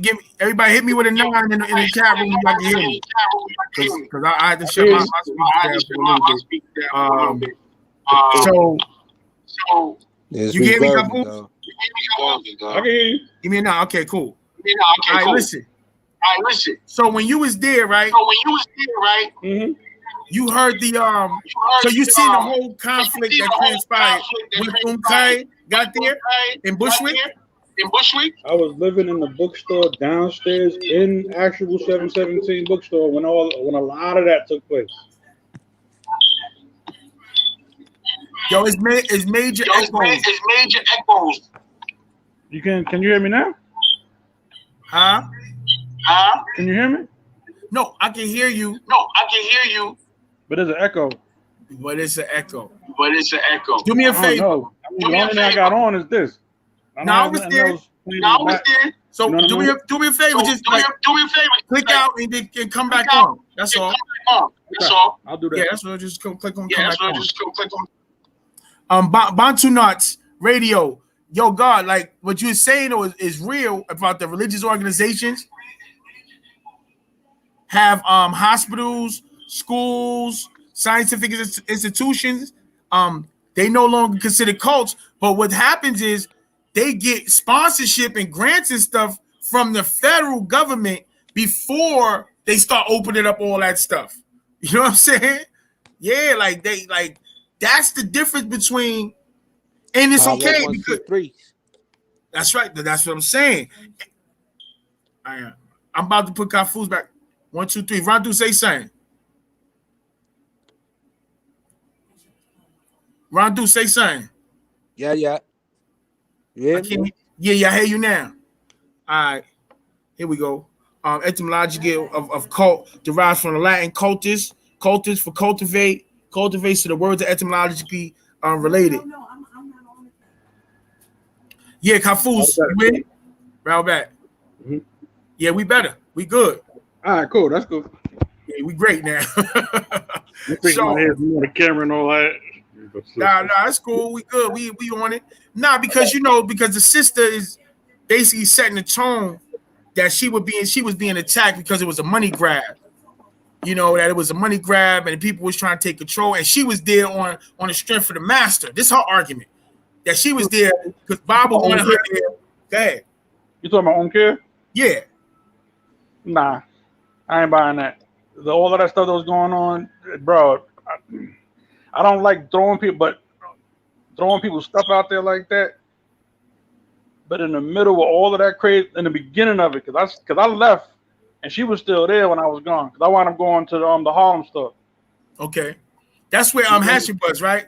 Yeah, the Hatchet had both. Hatchet was pretty much running both of the stores. Yeah. What I was trying to tell y'all was after the shooting, the bookstore in Brunswick was closed for a while. Yeah. I got you. For a while, and I'm gonna say it like this: when them kid and them was upstairs, there was a lot of liquor bottles and a lot of stuff that was coming from the garbage that they was throwing out from upstairs. Because I seen it with my own eyes. There's a lot of stuff that was going on with that. You know what I mean? Insofar as what she was sleeping with, that I don't know. You know what I mean? I'm not the kind of person to get in people's business on that level. But what I will speak on was things that I seen with my own eyes. Yeah, I mean, she was in the work. Well, let me ask you this. Like that. Like that's what I was going to ask you. Was she a student of the doctrine? Because I know she was Muslim, and I know she's voodoo, but that time frame, the voodoo stuff I don't even know about because they wasn't on that when I was in there. But now this is something new that a few of them is on now. There is a few of them that they dealing with the voodoo and all that. That's their thing. So, well, she said that the master teacher would teach her and her siblings these things on the side, outside of the the tribe. These were things that he was teaching them in private. So I mean, again, yeah. So what he's teaching the tribe is stay away from any of that. Anything that's dealing with blood. Any dealing with blood, sacrifices. Anything dealing with blood or sacrifices like that. He said that. Want nothing to do with it. That's not our stuff. Only thing that I remember that he was a little bit different on with that was the stuff with the ritual up in Kenya. But that wasn't even something that he said. That was something that the brothers took upon. You know what I mean? Yeah, they did. They did with them priests out there, and that the brother said that they was gonna help by counteracting the white magic that was being done to hold them inside. Absolutely. Yeah. I remember that. That conflict was going on for a while. You know what I mean? The same thing with the situation with Bushwick and Utica. You know what I mean? People like I'm trying to give people a better idea about the time frame that it took. You know what I mean? So let me ask you a question. This was going on for months that this was going on. It wasn't like all in one incident. You know what I mean? It happened over time. How long was Brother POORLIGHT a part of the community from when you was a part of it? It wasn't that long. I know it wasn't that long. When he was staying with Hachette, it was for a certain amount of time. Things got a little weird, and they had to leave. You know what I mean? So it was Hachette, Nubi, for a while, and then I moved in with Nubi and Hachette. This is like Nubi. This is about 6 to 8 months after the shooting took place in the store. Because the thing that moved my heart with the situation was like, yo, Bushwick is closed.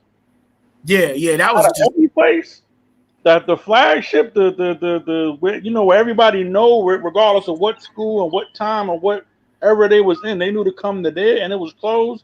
I felt some way about it, and that's why I assisted.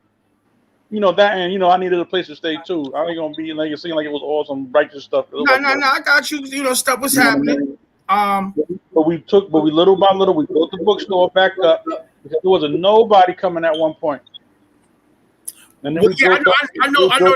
Back up again. The main sister at one point also was on punishment. Baba had told everybody stay away from the main sister. That's what I'm saying. The main sister was on punishment, right? I didn't know. Only thing I know is that's how we helped her. Yeah. So the sister also made another statement. She said, K never respected Baba's teachings. That same day, she was disrespecting him with her brother, giving a sister who was behind the register a hard time. Unfortunately, she would stay doing stuff like that. But there was a few people she knew she couldn't run that game on, and it wasn't just her. It was her and a few other ones that was trying to do that stuff. And I was at the books. I was like, I ain't giving y'all time. Yeah. That's something. That's AEO cards. That was back when AEO was still activated. You know what I mean? They would try to grab certain books and stuff like that. And I was like, yo, where's your card? Did you know your password? Your pass, that's right. You don't know none of that? Oh, then we ain't rocking like that. Then you just somebody that doesn't say this is the oath, that we gotta keep, and but for my kids, we're gonna do something different. It don't say that. It says neither mother nor father nor sister nor brother. And that's what it is. Brothers be getting penalized for following the rules and regulations of the master, right? And then the master get penalized. The right thing and taking it and doing some other stuff with it. The master get penalized for other people doing a bunch of foolishness that he never co-signed. Never. So listen, guys, we about to go into this chant in 4 minutes. We gonna put this energy out because it's really not, this really not, huh? I got this, sister. Don't start. Hold on. Let me put what you said. Don't start this. Don't get me. You want me to go and chant with the negative, right? You want to try to bring this 6 to 4. That's what the brother HQ was saying. You want to try to do the 6 to 4 thing. What are you doing that?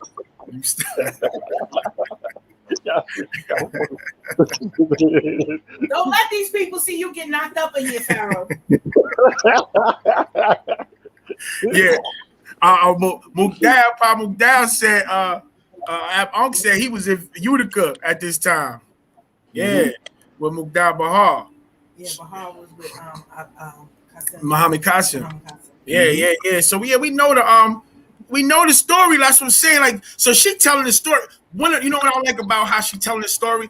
She act like it was in Georgia, like everybody in the world knew what was happening in Brooklyn. When they was getting a story second, third, and fourth hand over there. You see what I'm saying? But she acting like, the whole tribe is against me. I had to fear for my life. Nobody was really against her like that. Cass was tired of her games and her not wanting to pay rent.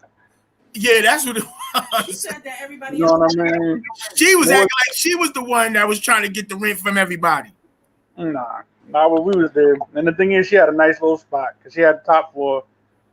And there was another, but I remember we had to do some reconstruction because I didn't want the whole back wall for the back of the house had came loose, so people couldn't really it was really a weird thing. There was a lot of stuff going on with that, but it was just like, yo, pay your rent. Stop bringing all of these dudes up here smoking weed and drinking in the middle of the bookstore because this ain't what this is supposed to be about. Not in the middle of the bookstore, but in the house. Yeah, outside. Yeah. She was in them streets. What it was. It's like, they wanted to do them and they nigga shit. And get mad. It's like, yo, this isn't the place for that. You can, the sanctuary. That's not here over there with it.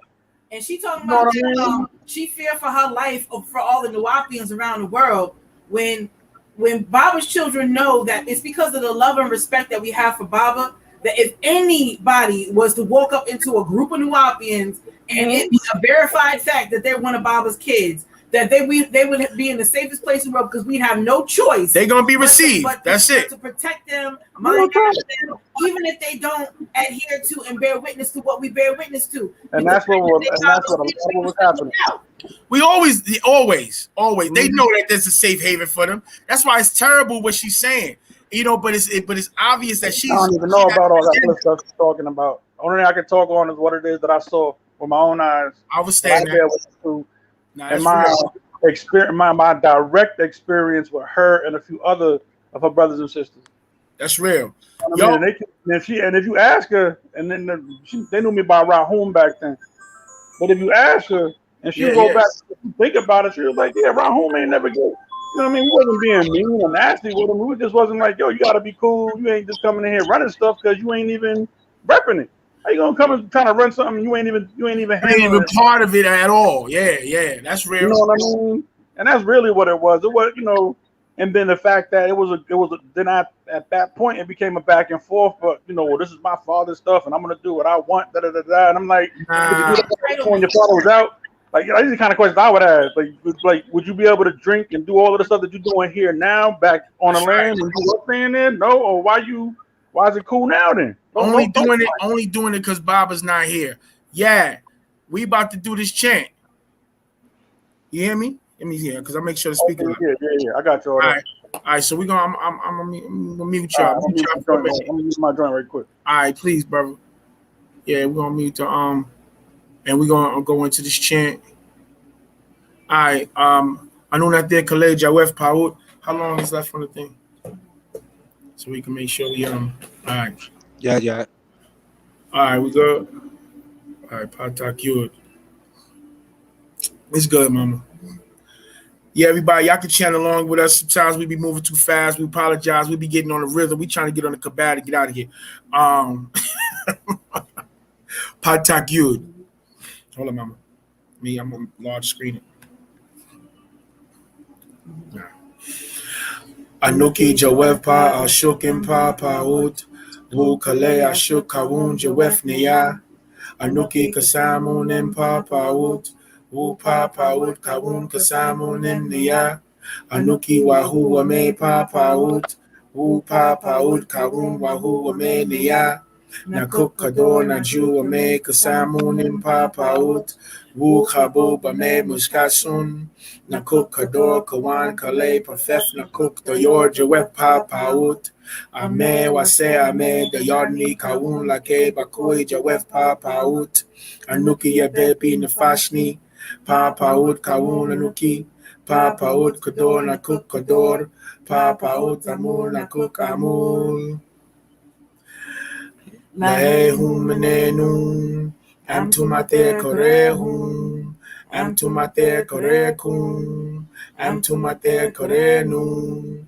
Am Tumate Jawef Neya.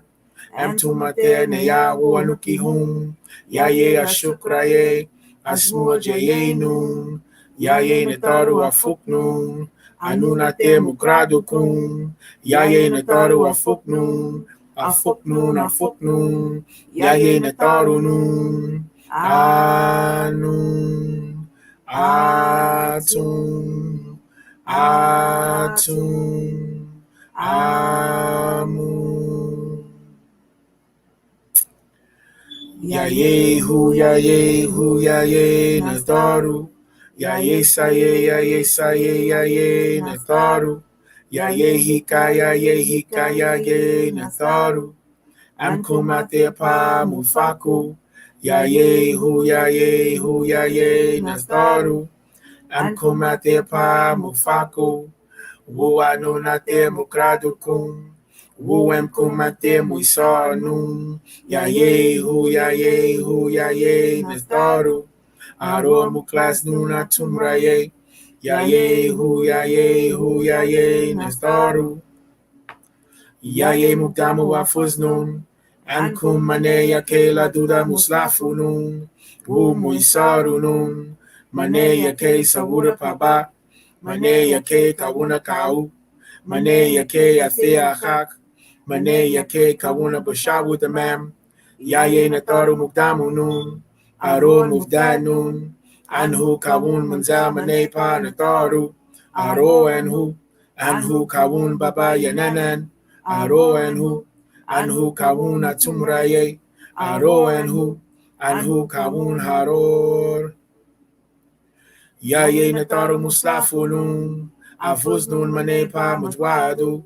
Afuznun Mane Gahalan. Yaye Nataru Afuznun. Mane Sayo Kayora. Afuznun Afuzniya.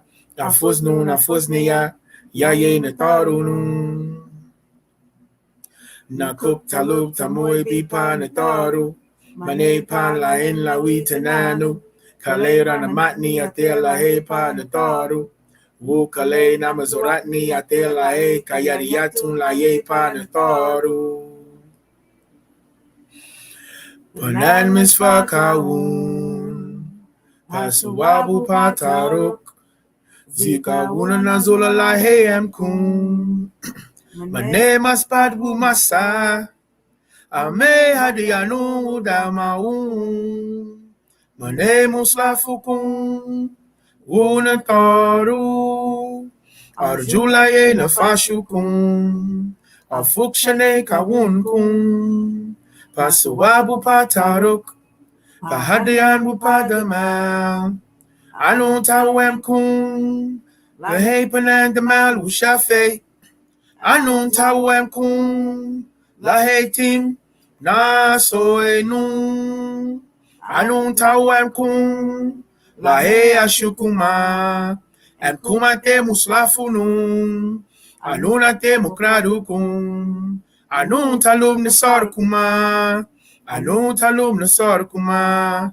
And sonun kahen netaru. And sonun muslafunun. Anunate musbatu. Anun, Atun, Atun, Amun. Smuni. Netaru nun, yaye, muftaru, yaye, netaru. Yaye, atumra, yaye, netar. Yaye, nun, yaye, netar.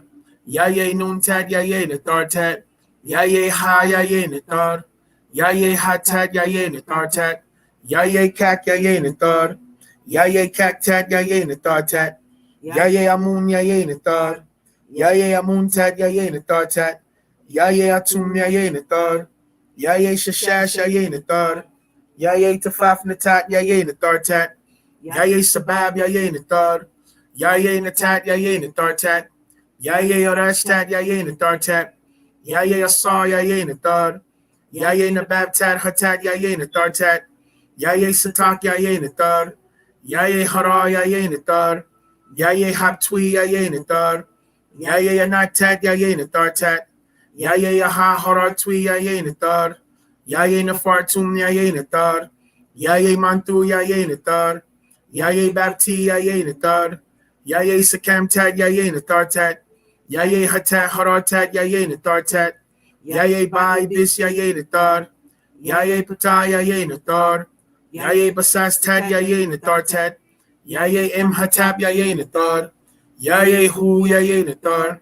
Yaye, matat, yaye, netar, tat. Yaye, mahat, yaye, netar, tat. Yaye, kafafra, yaye, netar. Yaye, maskanet, yaye, netar, tat. Yaye, rei, tat, yaye, netar, tat. Yaye, kantamantiu, yaye, netar. Yaye, hika, yaye, netar, tat. Yaye, natat, tat, yaye, netar, tat. Yaye, ma'at, yaye, netar, tat. Yaye, renan, tat, yaye, netar, tat. Yaye, shai, yaye, netar, tat. Yaye, sashat, yaye, netar, tat. Yaye, mafdat, yaye, netar, tat. Yaye, sabak, yaye, netar. Yaye, anap, yaye, netar. Yaye, khanum, yaye, netar. Yaye, khanash, yaye, netar. Yaye, patanun, yaye, netar. Yaye, saye, yaye, netar. Yaye, hatat, yaye, netar, tat. Yaye, amash, yaye, netar. Yaye, sarab, tui, yaye, netar. Yaye, atunra, yaye, netar, tat. Yaye, jahutwi, yaye, netar. Yaye, patawarat, yaye, netar, tat. Yaye, sokatat, yaye, netar, tat. Yaye, ha, yaye, netar. Yaye, nahabka, yaye, netar. Yaye, sakar, yaye, netar. Yaye, ba'a, yaye, netar. Yaye, akar, yaye, netar. Yaye, emharatat, yaye, netar, tat. Yaye, wapawatat, yaye, netar. Yaye, sokat, hatat, tat, yaye, netar, tat. Yaye, maritat, sakar, tat, yaye, netar, tat. Yaye, sayetat, yaye, netar, tat. Yaye, goratat, yaye, netar, tat. Yaye, asatanu, yaye, netar. Yaye, bahatat, yaye, netar, tat. Yaye, khanam, tat, yaye, netar, tat. Yaye, manatat, yaye, netar, tat. Yaye, khamam, yaye, netar. Yaye, mahotwi, yaye, netar. Yaye, kabasana, nafaf, yaye, netar. Yaye, ta'amatat, afaf, yaye, netar. Yaye, maritat, yaye, netar, tat. Yaye, nasat, yaye, netar. Yaye, emjadatat, yaye, netar, tat. Yaye, nakakpatat, yaye, netar, tat. Yaye, zakatat, yaye, netar, tat. Yaye, anaktat, yaye, netar, tat. Yaye, jadad, yaye, netar. Yaye, tum, yaye, netar. Yaye, wahu, yaye, netar. Yaye, yasash, yaye, netar. Yaye, anak, yaye, netar. Yaye, afaf, nui, yaye, netar. Yaye, satat, yaye, netar, tat. Yaye, sakatwi, yaye, netar. Yaye, emma'ad, yaye, netar. Yaye, nana, yaye, netar. Yaye, emnui, yaye, netar.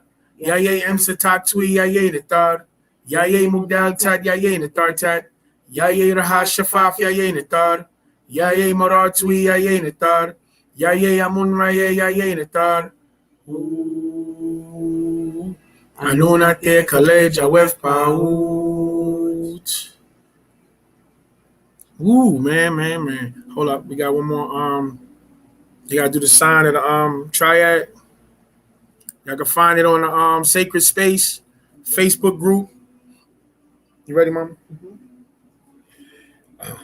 B-Pa, B-Pa, Ranam, Impa, Yabab, Asar, Woo, Pa, Badal, Matat, Arashtat, Woo, Tawuba Sanan Harar Amun.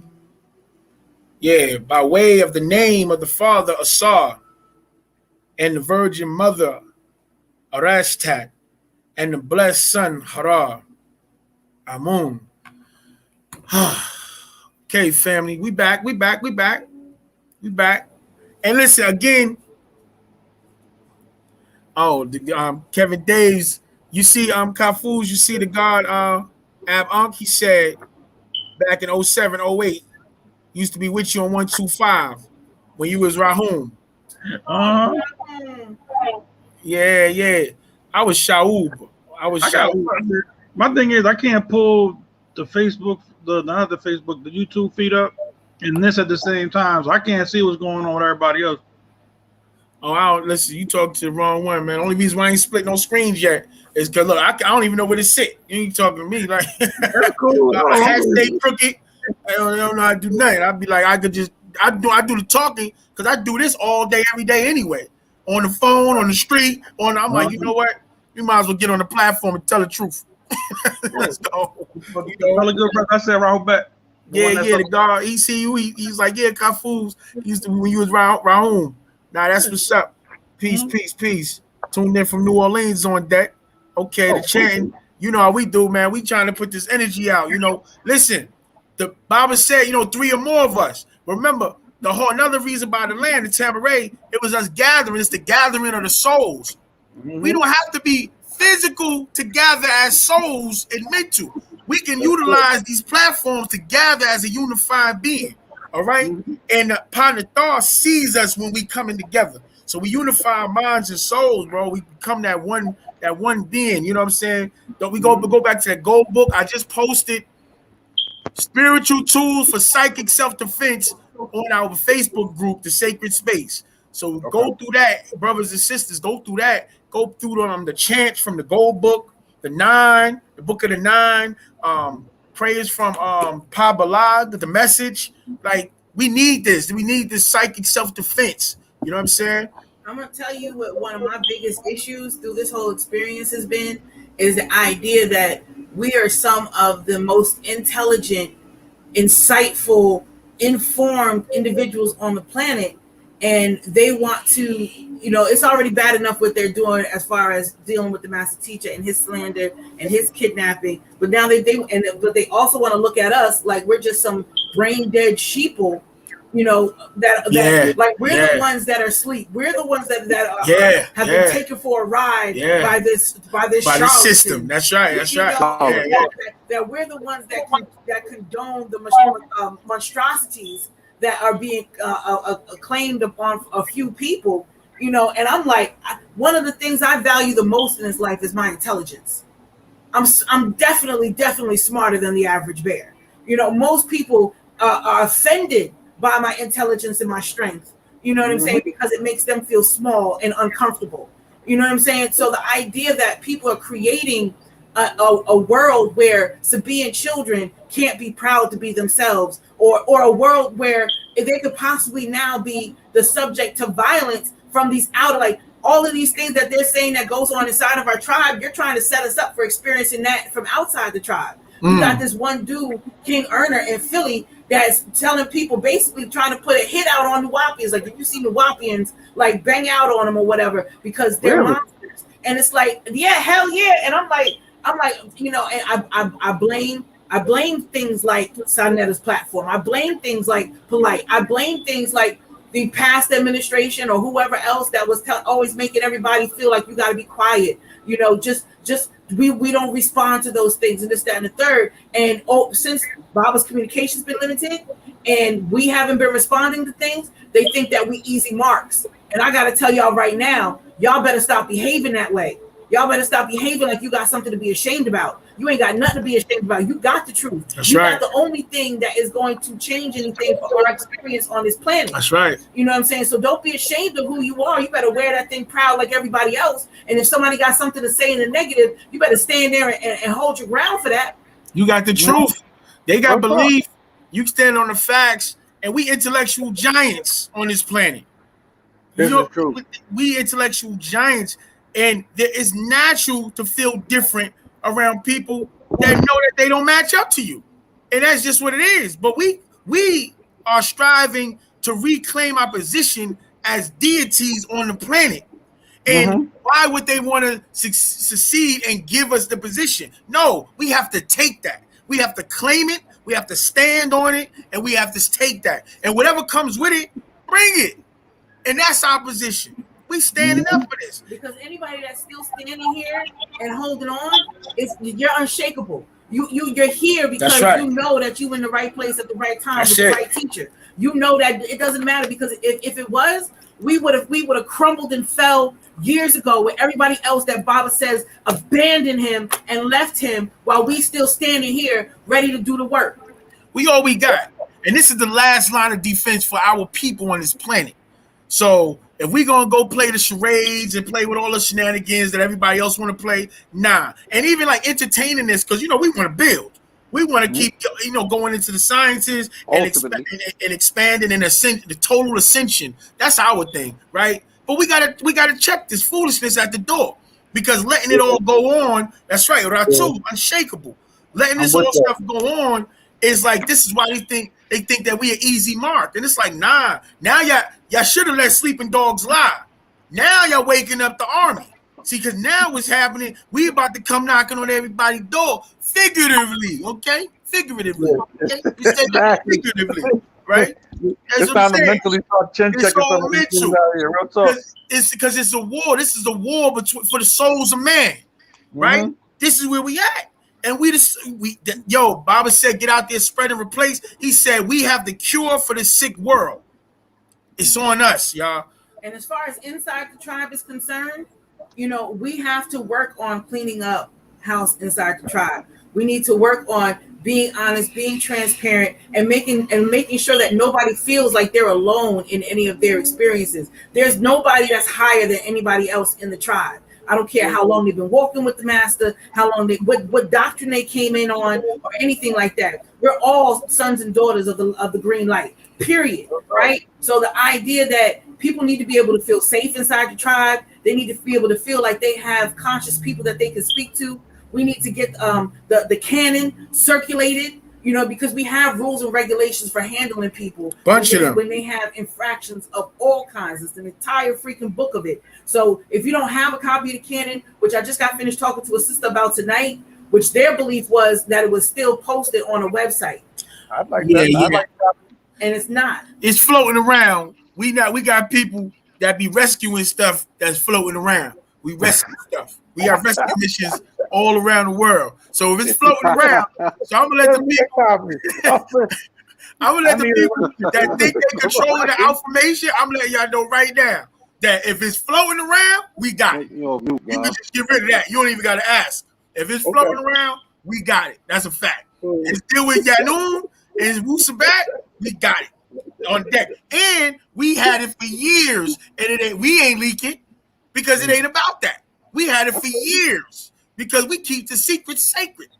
But the rules and regulations that set the tone for the culture, we all should be memorizing and internalizing those things. Even reading the Nuwapian Man, Sacred Feminine, you got Orthodox, you got in the Revelation of Sabine, you have there's over 40 rules and regulations in here. When you get towards the end of it, like 40 rules and regulations that could be written. We got the 33 commandments. So there's rules and regulations and consequences for breaking them. So when they act like we just this super crazy, community of savages, what they doing is projecting, because we're being persecuted for righteousness' sake. See, we got the audacity to still stand by the messenger of Panadar, to still stand by him, even while he's being crucified. We still say, nah, that's not it, bro. That's not it. No matter what y'all do, we not moving. That's the master. We here. The only reason why we ain't take over nothing is because we holding on out of respect for him, for whoever he put in position. Otherwise, things would have been flipped around, because brothers and sisters ain't having it. Brothers is ready. Trust me. What I was trying to tell the brother, Amun, assassin, bro, I understand your anger, but we don't move on anger. We move on reason. I understand how you feel, but we don't move on feeling. We move on fact. See what I'm saying? That's just the reality, bro. Go ahead, God. Yeah, Rahul back. And being that you just mentioned the brother, right? You know, today he had the sister Teddy Jet back on the show, and he's actually doing the exact opposite of what we striving to do here today, which is to defend the master teacher and to defend the tribe, to defend Sabianism, right? But they over there doing the exact opposite. You saying that you here to defend the master teacher, that you're working to help get free the master teacher, but yet you've gone sifted this information from the interview that was given with the sister in Taharka Bay, and now you're over there using that as confirmation and ammo and as a tool against the tribe. Like, make it make sense. That's their energy. That's their energy grid. That's their energy grid, God. That's what they always gonna go. That's so they, they you know, all like over there kumbaya now. Like, yeah, see, we told y'all. She confirmed everything that Jet was saying.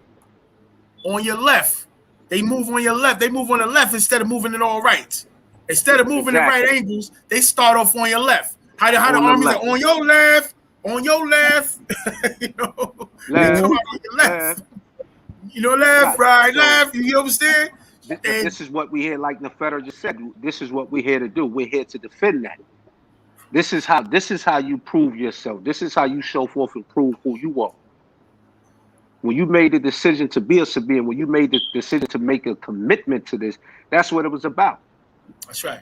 And you have different categories. Like, you know, make it very clear. You have different categories of so-called Sabians. Hold up. Go ahead, Mom. You got some people who are far out to the outer circles of the culture, right? And so what that means is they read some books. Yeah, they read books. They read some books. Yeah. You know, you got another level, another circle inside of that you know, they read books and they come to classes. You understand? Then you have another circle of people inside that who are actually concerned and a part of the direction and the movements and the action and the work part of what pushes this thing forward, right?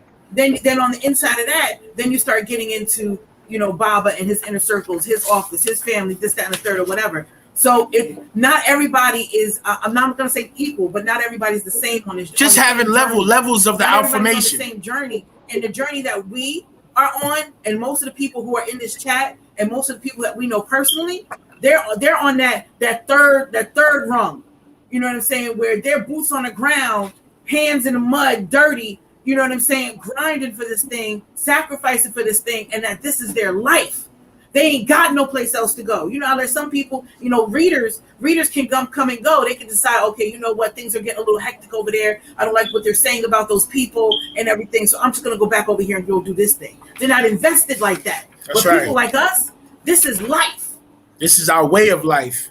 This is it all. And add on, is true way of life.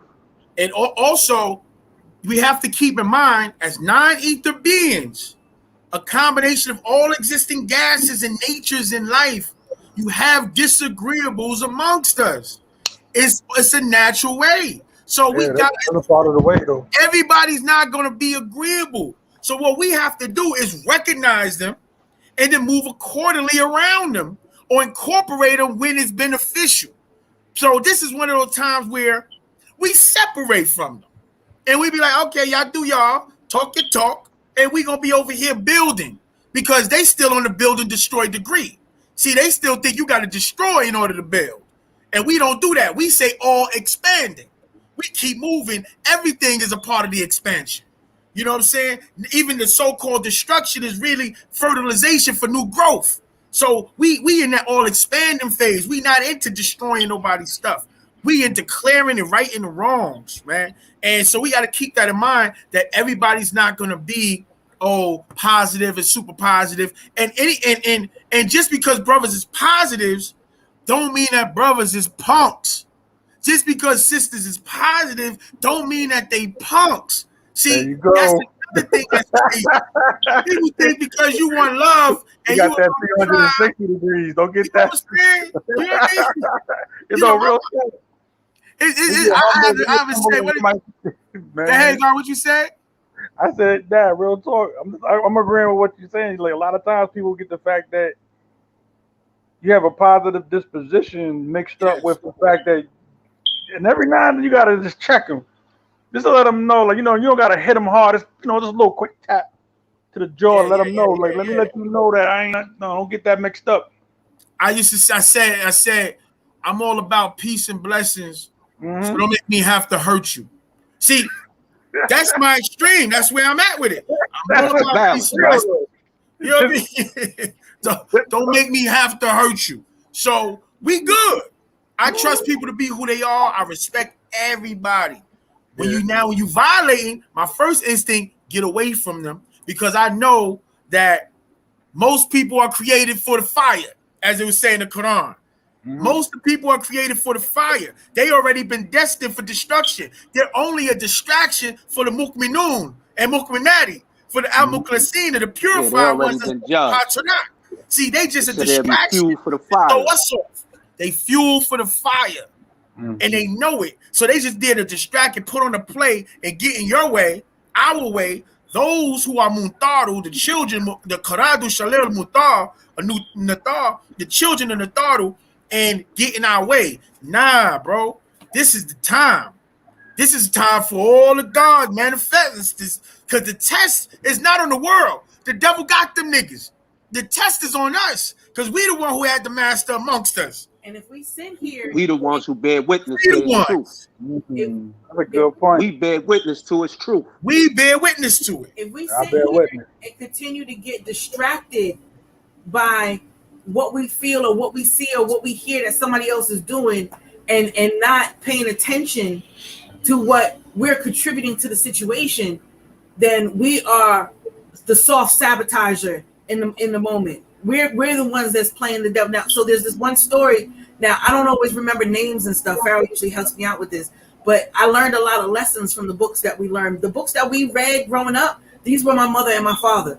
These were my parents. These are the people that raised me. It's these books, right? And in the tablets, you got that one story of where the devil's running around with his shorty, and they're competing to see who could do the most devilishment in a day. I remember that. That's a heavy story. That's a deep story too. That's one of my favorite chapters. Chapters of disagreeableness. Is chapter 6 in the Holy Tablets. So she's running around and she's doing all of this devilishment all day long. She's getting people into fights. She's making people think that somebody stole something. She's making a husband think that a wife was unfaithful. Like, she's doing all of these kind of things and causing all of this mischief. And one of my favorite Islamic words, fitna. She's doing all of this and all of this. And meanwhile, at the end of the day, when she thinks her tally done racked up all the way up, she sees the devil bowing in prostration and prayer for the evening prayer to the Most High.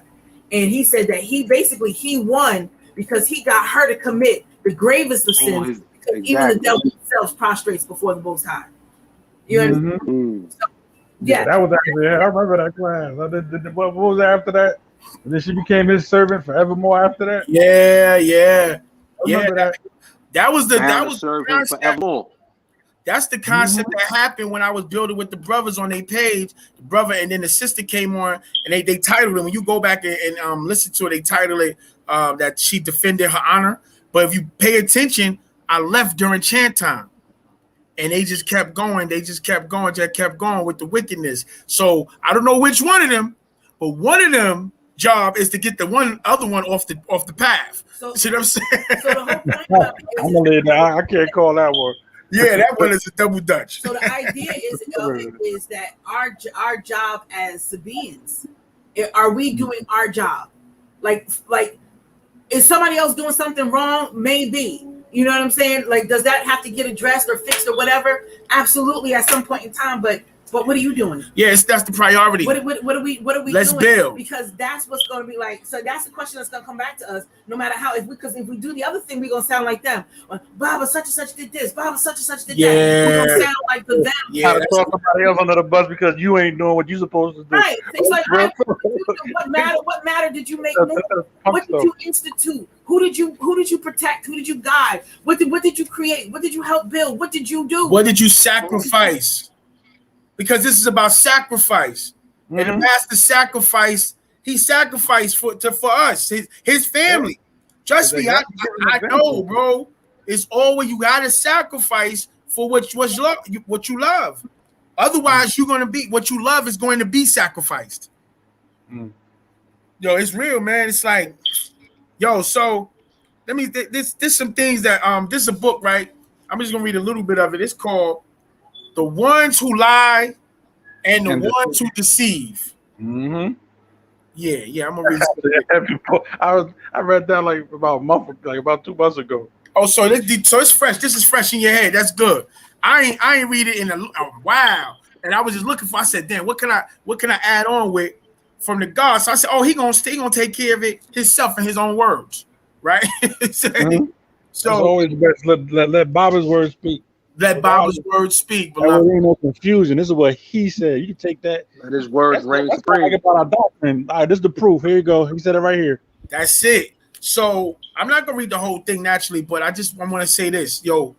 You're back where you started from when I met you, or you came to me.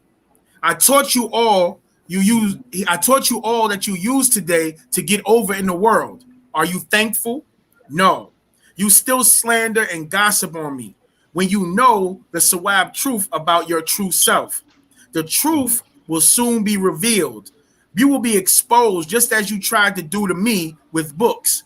Washe, slander and gossip, and helping the Euro-Americans in hopes that I would die while in prison or go away forever, so your lies would not be exposed and the world would not know who really are the sick pedophiles, molesters, and perverts. This is God talking. How can you live? He's speaking. How can you live a lie as if it's the truth? Just get by while you know. I don't hate you. I only feel sorry for you because I know what you did and can only pretend you did the right thing for others while it was really for you. You protected yourself, fearing the true you would be exposed for all to see. So you all plotted and planned on me while you knew that while you knew that Jake or Yakub was a child molester, pedophile, put out because he used to rape little boys in Brooklyn. There you go. Exactly. That's the part that got me, bro. Why she didn't mention that? Why she didn't say nothing about that? Right? You knew this, yet, and still you worked with him to hurt me and others.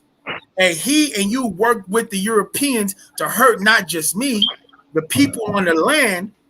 Let them take the land and use sex as the excuse when you know better. Think, if I decide to write a book about the going on of Brooklyn of 1970 on up to the land, and I tell the whole truth, would you like that to be made public? I know you will say I don't care when you and I know you really do care. Would you like your mother or father exposed for what they used to do? Damn, he's talking about his mother and fathers. I know you don't, and unlike you, no white person can make me embarrass our race. That would make me a slanderer and a gossiper. Are you still righteous Muslims? Were you ever? Many of you just wanted an excuse to return to the world of America and use what you learned from me to get over. This I know, and you know this is the truth. This you should know. Thanks to you, we as Nuwapians are greater than before worldwide, and our doctrine perfected, and we will rebuild Nuwapia. Tamare. That's right. You can't stop, Pops. Look at us now. Visit our websites. We are on the move like never before. Put your pride aside and return home to your own as Nuwapians of Wunuwap before it's too late. For these are the Zamutat, the days of truth.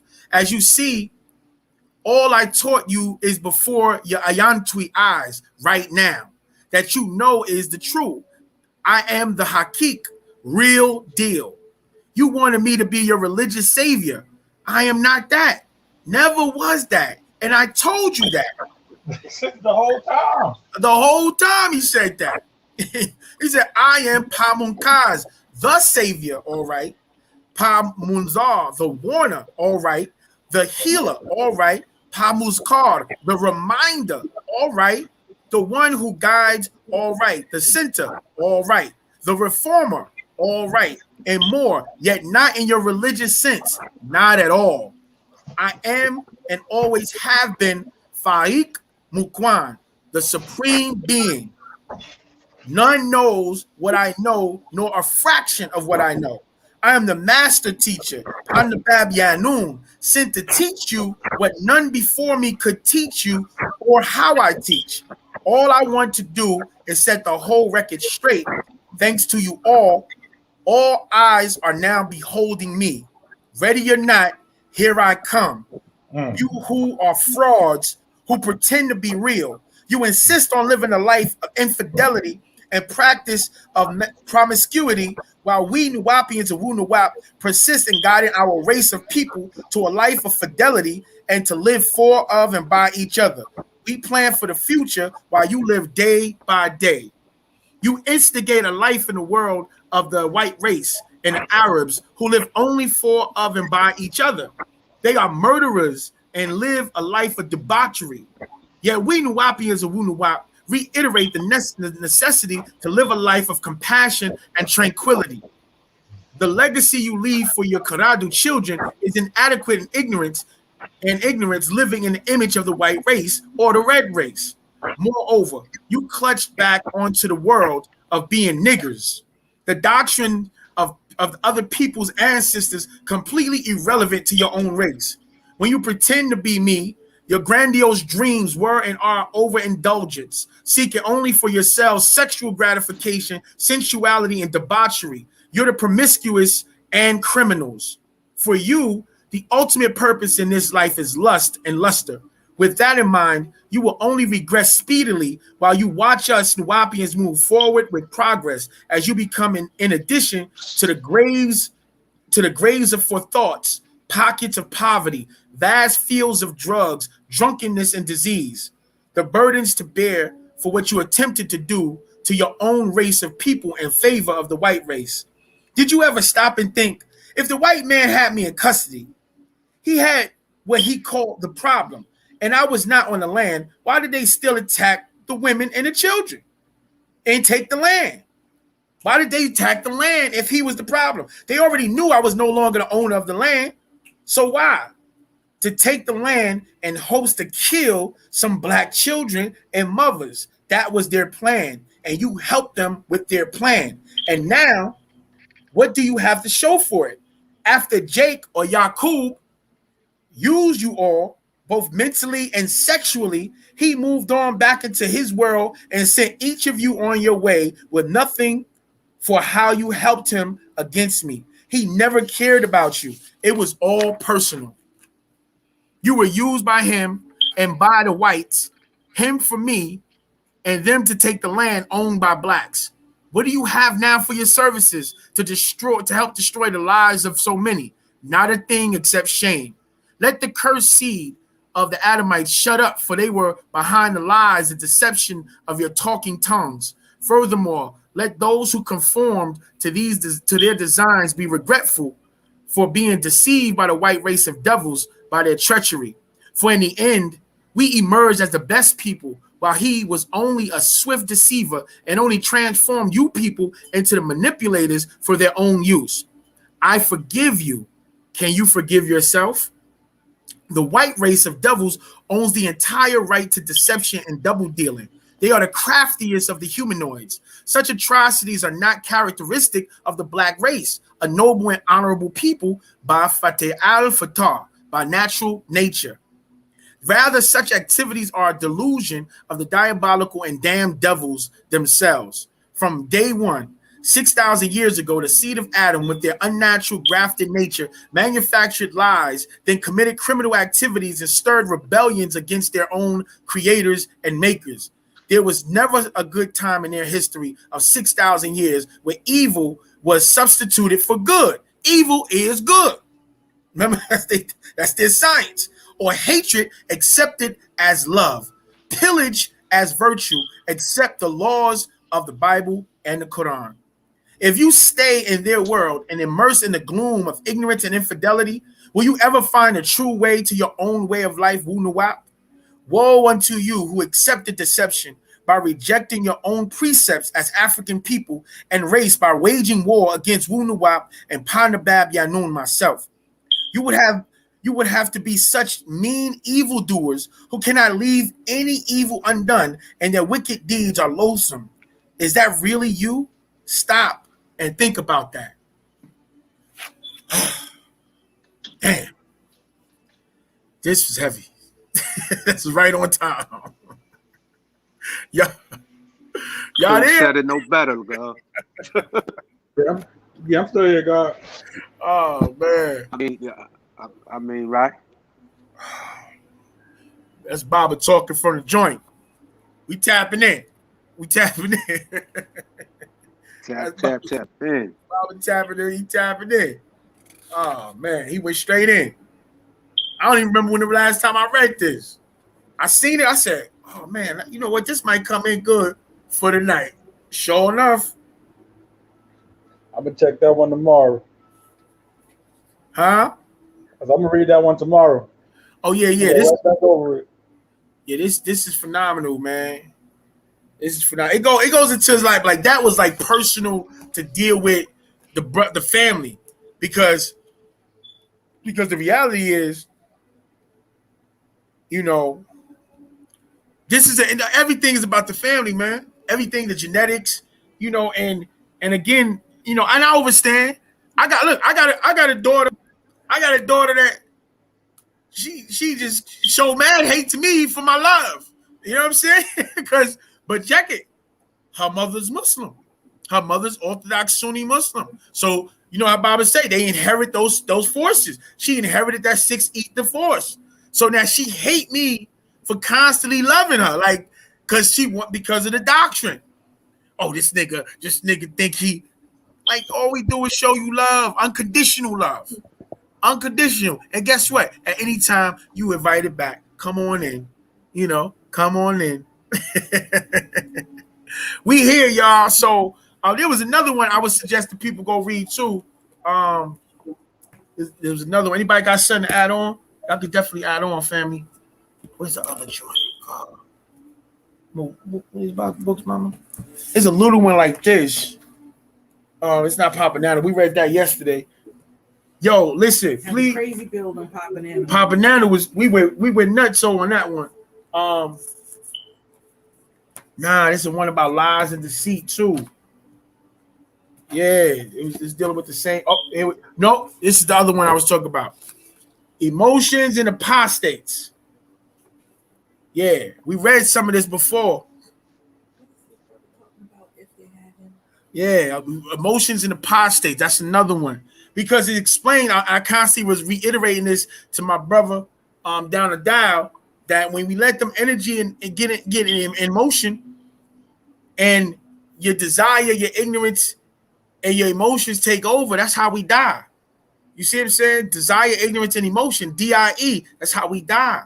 That's how our divinity dies, right? And then anger, when anger sets in, that's that smokeless fire that you hear about Iblis inside the Quran, that smokeless fire. And Baba said the anger is the worst desire, is the worst emotion because it's about lust and desires. It's selfishness. It's about what you want, when you want, how you want it. And it's not being taken care of. Okay? Yeah, man. He told us that. So now you react to it, you ready to burn everything down based on what you want. But see, our way is Ubuntu, right? I am because we are. And how the Bible explained it was better, what's best for the collective, the tribe, right? The community, the people is always best for the individual. But what's best for the individual is not always best for the tribe, the people, the community, and the whole of the people. Yeah. It's not always best. And But that's the problem. We don't, right. Go. Right. We don't just establish relationships. We establish relationships, what we call divine relationships. Because we're dealing with a shuk. In order to have a shuk, you must first learn to care. Learn to care. That's one of Baba's bills. This is what Ubuntu is about, right? Ubuntu is about caring, about the collective based upon their own actions and deeds. Knowing that what you do affects the collective, affects the whole. So this is what allows you to uphold these moral and righteous principles. That's where we come from. That's what our culture is about. And this is why people are here now today suffering, because we don't understand and live and practice these principles anymore. That's right. And these are not some you know, some abstract philosophical, theological, mythological principles we speaking on. We're talking about principles that have been manifested to us and brought to us based upon our natural nature. Which is what Wu Sabat is all about. It's about our natural nature. So we don't establish these principles based off some mythological stories that's been brought down and told to us through the lies and the deception of the religion. We study ourselves, we study our culture, meaning we study our people, we study our thoughts, we study our technology, we study the things that we did, things that are actually proven through nature. This is how we established our culture here on the planet Earth as the original people, as what they will call the Sans people or the Tahai people. That's right. We go beyond the 6,000 year cycle that we're speaking of now, which brought all this hell and chaos, which was actually of the ending cycle of the lunar cycle.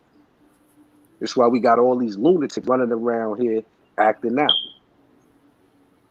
They're dying out, and they're trying any and everything that they can do to hold on. And if they can bring as many of us down with them, that's what they intend to do. That's right. They made for the fire. As the Quran said, they was fuel for the fire. Fuel for the fire. Fuel for the fire. They the fuel for the fire. So you're not a part of the hereafter, because we're already in the hereafter. The hereafter is not for you. And it seals on their heart. So they can't grasp and understand the beauty. On their heart. But we in the time of the Qiyam, because the master teacher came to raise us up, the Qiyam, right? So this is the time we're in. Yom Qiyam, the day of standing, the day of reckoning. So we've been raised and resurrected. Y'all standing up. We've been raised up. That's right. Walk in the light of the sun as if all can see you. So we've been raised. We've been resurrected. That's right. Let's go. Yeah. We've been resurrected with a duty and a goal to save souls. We use this science to save souls. The best way and the best example in order to save another soul is you yourself have to be saved, which means that you have to be ingratiated in this science. And for the people to know that this ain't no new age religion. This ain't no new age philosophy. This is not something that the master teacher thought up out of his mind because he was this super intelligent individual who said, well, you know what, I'm going to take this and create this for myself, and I'm going to call all these people together. Like, think about what the man has been doing since his time here, or since the time that we've known of him. Facts. Because if you go back and research his history, prior to him manifesting himself as being who he is or who he say he is, and we bear witness to who he say he is, we start to get a greater and more in-depth understanding of the being, of the person himself. Like I always said, the master teacher's life has always been an open book. Open book, bro. Wide open. Nothing we know now about him, we didn't know then. Many of the things that's manifested now, he prophesied that these things are going to happen. So we're living in it. We're living in the revelation. Nah, this is now it, bro. We're coming out of it because the universal ethers or the universal forces are now turning back into our favor for non-ether. So we're on a revolution, which is a recreation. What is created in this cycle, what is created in the Qiyam, the stand and the resurrection, that's the only thing that's going to be considered. Everything else will fall with the world that it's a part of. 9 eth is creation. 6 eth is destruction. 3 eth is the what? The death of what? 6 ether, which becomes ghost. So now we're back into that what? That regenerating. So we're regenerating ourselves through Wu Sabat. This is the divine source. This is the divine power that we come from. So we're dealing with the direct source. We no longer have to be seeking outside of ourselves and seeking, understanding, knowledge, wisdom, and understanding of who we are as a people. That's the a master fact. teacher brought us our culture, as he said, perfected our culture. Gave it to us this day. The same way in the Quran, right? Where deity speak to, well, as they would say, right? As they would say, Angel Jibril, alayhi salam, where they say that he brought it down and it said that it's been perfected for you. Islam is your perfected way. That was for them and those people. This is what has been sent to us. This is ours. This is ours, yo. Going back to said this earlier. I said this earlier. We millions of years old. In the last 6,000 years, bro. That's right, bro. Talk about that. It is not like nothing you've ever experienced in the last 6,000 years. It's not supposed to, because we're not like nothing that we have experienced in the last 6,000 years. That's why even as slaves stripped of everything we created the hip hop music that transformed the world. Transformed the world. The project. And you can't see your own power source. Bro, look, we magic, but we do magic so much that we don't pay attention to. Black magic, that is. Black magic, I mean, my goose, so much that we don't even pay attention to it. I'm gonna give it, like, Thursday is supposed to be a throwback Thursday, right? But I'm gonna talk about like something like when I was in my bed, when I first got locked up and I went to Rikers Island. Let me explain this. When I seen brothers lighting a cigarettes with two wires and a battery, I said, "Oh, these niggas are geniuses in here." What are they doing? Niggas ain't had no lighters. Niggas took out everybody was walking around with batteries. Everybody had science that move matter, man. This is what I'm saying. And now they don't have the distractions. So now their minds is going what they want to do. Focus, and they figure it out. Okay, this is a positive and negative right here. If I connect this with this, boom, that's gonna give me the. And they put that cigarette to the plug and start pulling that thing light right on up. I was like, oh my God, what the hell is happening in here? Got some action, bro. So I'm just saying that's just an example. Like the idea of the do-rag. Do-rags was created from the brothers inside the prison who used to rip up their shirts to tie down on their hair to keep their waves spinning. And the Asians took it and sold it back to us. And if you think of the 80s, the texture of the do-rags, that material, that's the material niggas' shirts was back then. Niggas was wearing those silky, slick shirts back in the days. Cool Herc and all them dudes was wearing those because they was coming out of the funk era. You know what I'm saying? When hip-hop first got created. But yeah, God, yo, we are gods in the flesh. And they've been, if you research the patents and the inventions, they've been living off of us and our creative force for the last 6,000 years. Word. You see what happened with Aunt Jemima? The pancake mix and the syrup, when they forced them to take the sister picture off of there, and now they call it some generic thing, right? Another sister created a new formula of pancake mix and syrup. She got one of the #1 joints in the whole country now. Just like that. She replaced Aunt Jemima. Black magic. Y'all exploiting a black woman and she ain't got nothing to do with your business. So now a real sister who doing the work, she's getting all the proceeds now. This is the time for us to get what we supposed to get, but we got to get away from them. Otherwise, the spanking that the universe got for them, we gonna get some of that. So that's what's going on. I think that's going on a little bit right now. The teacher will always say, "Stay out of their mess." Yeah, that's right. Stay away from what you said. I was saying that's starting to happen right now. We got a lot of deaths in the tribe because of being around amongst them, feeding the forces, with the COVID and all of that shit. Oh, absolutely. We gotta stiss it. We not following the instructions of the guidance of the masters. Like, but back in the days, there was no sickness during the Ansar law. Baba was taking, like it was like a force field on us. People that was supposedly old, they was moving like they was younger than the young people. You know what I'm saying? Like, yeah, I do. There's a lot of people I know that's now like they probably pushing their early 60s, looking like they're in their 30s and whatnot. yeah, go back to, matter of fact, in dealing with that, we got the introduction to the natural nature roster and products. On that video, we talk about the tribe and the vaccinations. Okay. And we talk about the virus, the whole shebang. Well, and then we went through the situation ourselves. Just anybody that asked, look, yeah, we took the jab. We got that. We took that in May. Okay. I was finna ask you that too. We took that in May. And it wasn't no easy task because my wife had she talked about it on the joint. She had when she took the flu shot for a job that she was going for in a hospital, but this is before the invasion, right? It opened up a rare gene came to the surface in her system.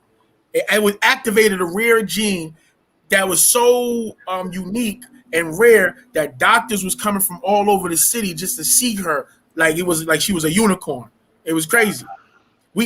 She went, but this is confirming that what they're trying to do is activate the Mukasu genes inside of us.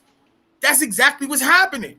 That's why the system, the social engineering, the diets, the morphogenetic field, everything they doing around us is about activating their genes. The Wu Sabat, the doctrine, the language, the chants, it's about activating Panathar's genes in us. We got to activate Panathar's genes in us. Fact. That's what it's about. And that's the important point, right? That's the important fact that cannot be glossed over and overlooked. That's why right. Wu Sabat is here. That's right. The purpose of Wu Sabat, right? To transform us back into those deities again, so that we can become one or functioning more in tune at a higher degree of consciousness with Pa'o. That's right. This is what we want to do. This is how we want to expand ourselves. That's the example. That's right. Because nothing else is coming to save you. Yes, sir. I'm gonna read. Blonde hair, blue eye. Jesus is not coming to save you. Shiva and whoever else you call upon. Those are for those entities. Those are for those people's tribes and day and time, and not for us. It has to do with us. This is why we teach today that this is a genetic doctrine. This is the key element that's been missing when you look at all the other, teachers that came along the scene. That was, played a part in help resurrecting and raising us up and preparing the way for the master teacher. None came teaching the true genetic doctrine from the inner to the outer. Talk about that. Everything about Wu Sabat can be traced to your own genes. From the fibers of your hair. I mean, the master teacher just give you science on every level. Just you be like, yo, a lot of this seems trivial right here. Not knowing and understanding how much it is connected to your being and the importance of it. We was taught that everything about you serves and has a purpose. Yo, let me when you talk about the nobody's coming for you, I read this the other day. It's very important. Because this is what Baba said. This is in the sacred records of Atum Ray, the black book that came after the tablets, Black Book 1. So he says, I'm gonna start from this is page 70. And how is this task going to be performed?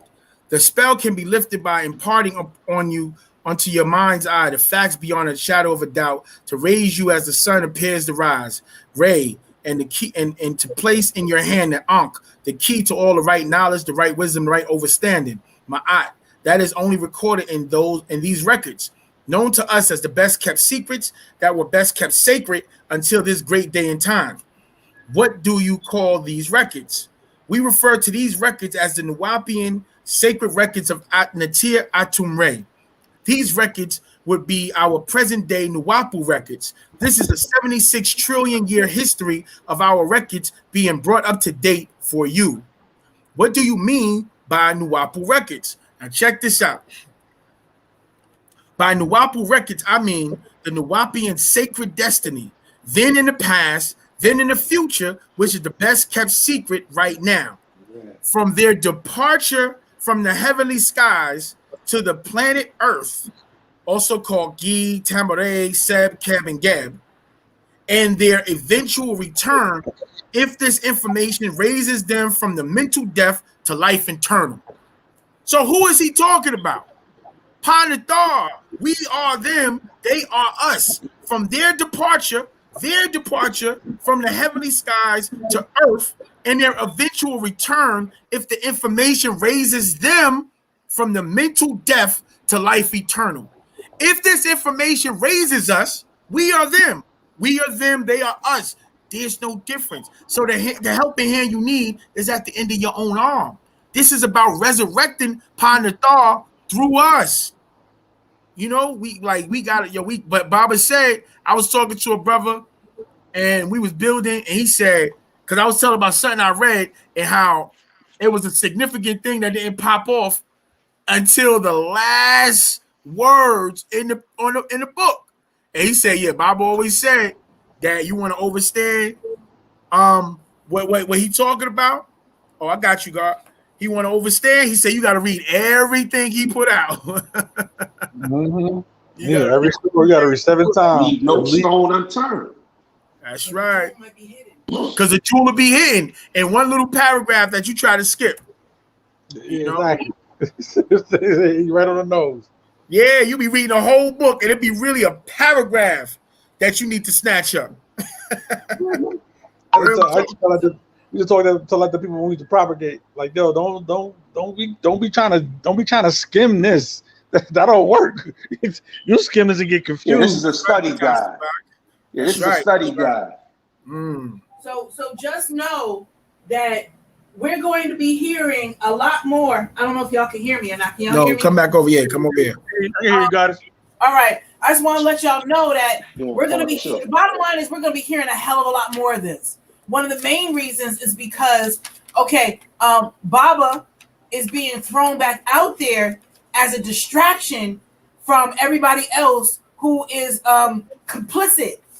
Not just people who actually did things, but people who were complicit, who knew stuff that was going on, who might not be criminally negligible, right? But they might be morally negligible. They might have morally stepped some bounds in order to keep on going on with the thing that they thought was, filling their pockets or whatever have you. But they're going to continuously use Baba, especially now at this point in time when we know some of us, hopefully, know about the changes that are going on right now within the tribe that are on the positive side of things for our benefit, right? So it's not a coincidence that now all of a sudden they're trying to stoke the flames to get this thing stirring back again in regards to Baba. You know what I'm saying? And they're they're in a frenzy.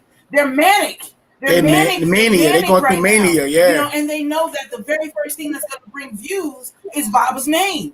Anything dealing with Baba is going to bring views. So this thing is going to keep on going. The more that we go into this, the more that all of their crap keeps coming out. You know what I'm saying? The more that these other new platforms want to build up views and membership and everything. So the number one way that they've proven to do that is to bash on Baba, bash on the Nuwapians. So bottom line is, don't continue to let these people think that we wreck. And at the same time, we the best kept secret. This is for the elite few. This is for the elite few. That's why we don't debate, because there is no debate. We're not here to debate you. We have work to do. There is no debate because these people are believers. They don't claim to know nothing anyway. First of all, they're not allowed to say know anything if they're believers. True indeed. They're dealing with outdated information, dog. Bro, those are schools that thought we transcended years ago. Right? And part of it, what they have to do and keep, bringing us out of the shadows, they have to address these matters so that they can get the answers.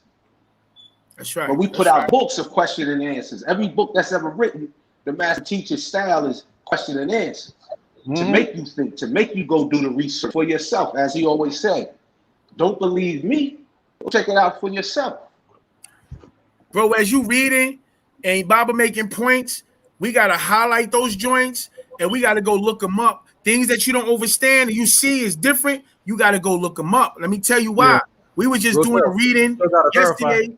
When we was doing the reading yesterday of the what was that, the Pabananu, we was showing that Baba mentioned certain things and we went to look those things up. It opened up a whole new file of information, bro. Like just crazy, a whole new file of stuff that we ain't never even like. He had some Mukasus that literally took the information from the book verbatim, like word for word, bro. Like they didn't even they named the chapter, the article after him. They actually spelled it it's called M-L-CH-Zodak.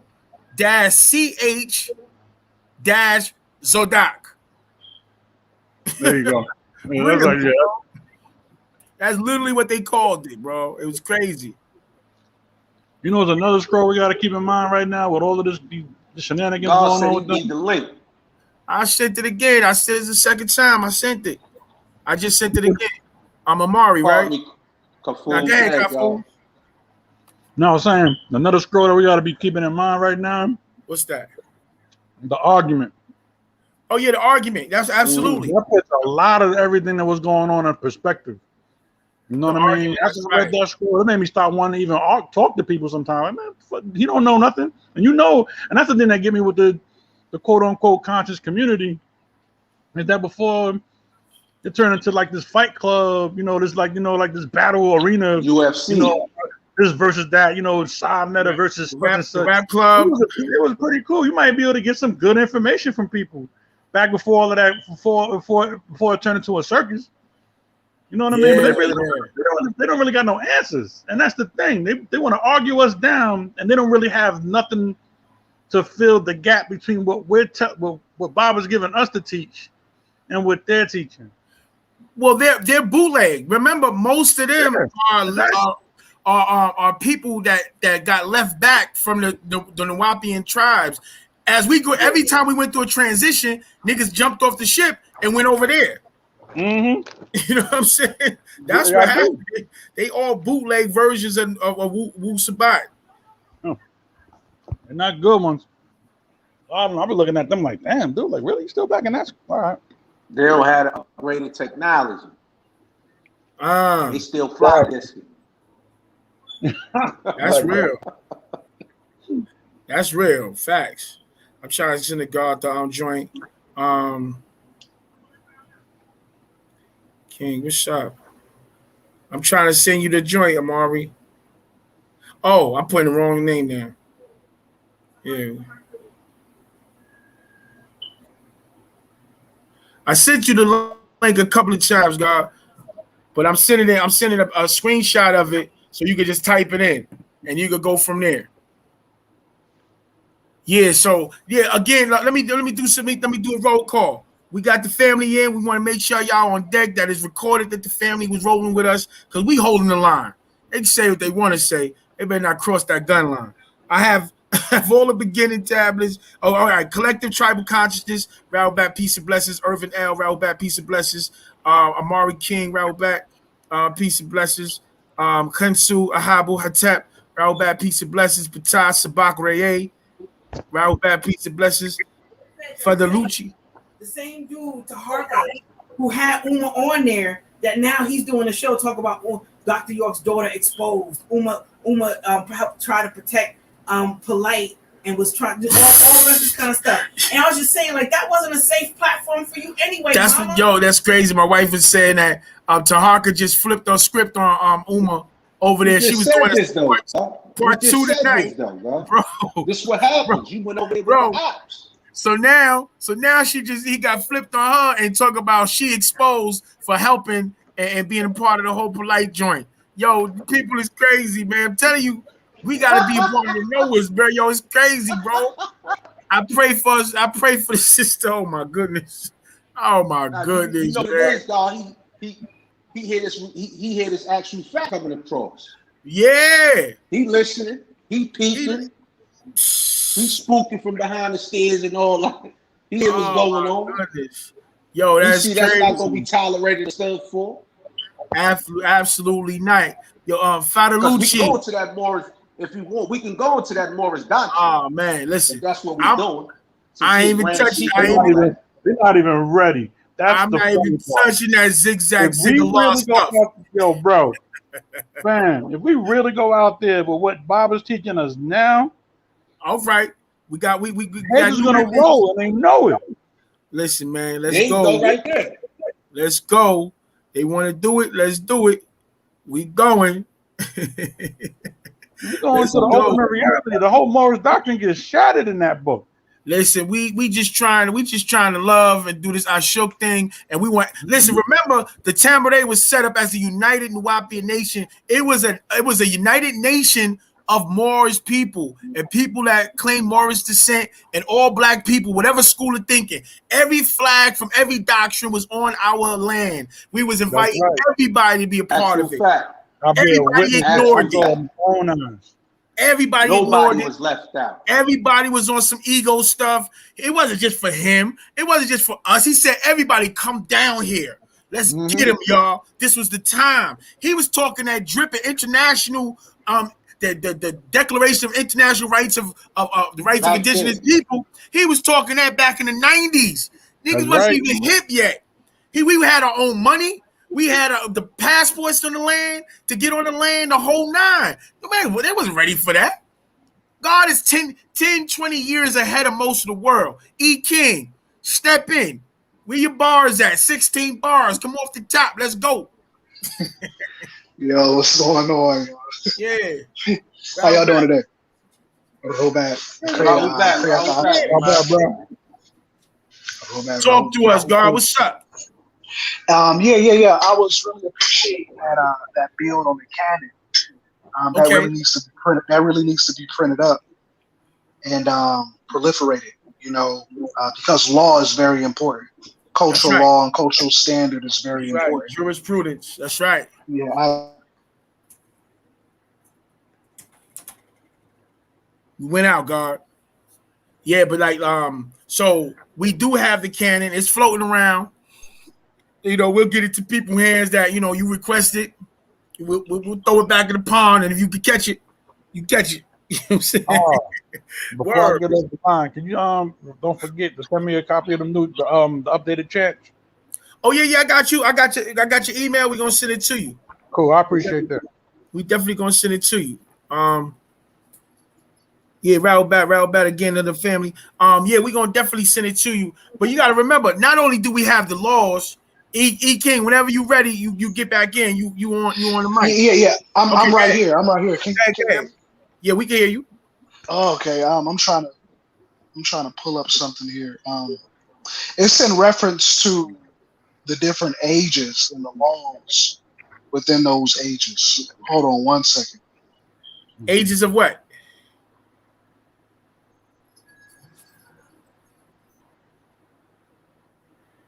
Let me see. Speaking on the cycle age as well. What kind of what you talking about? I'm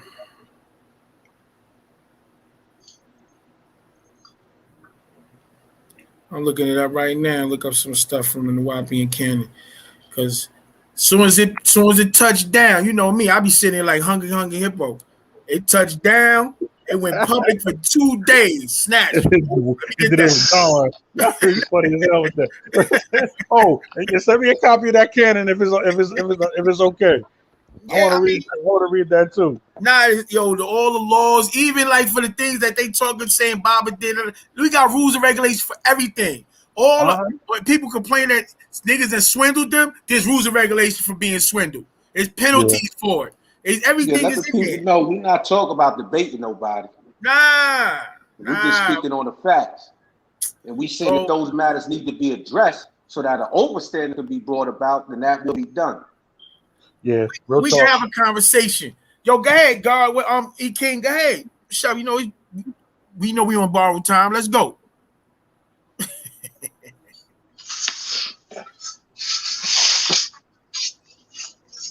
You hear me? Say it again. I said, come on, it's on you, God. You got the floor. Oh, yeah. No, I'm pulling up this.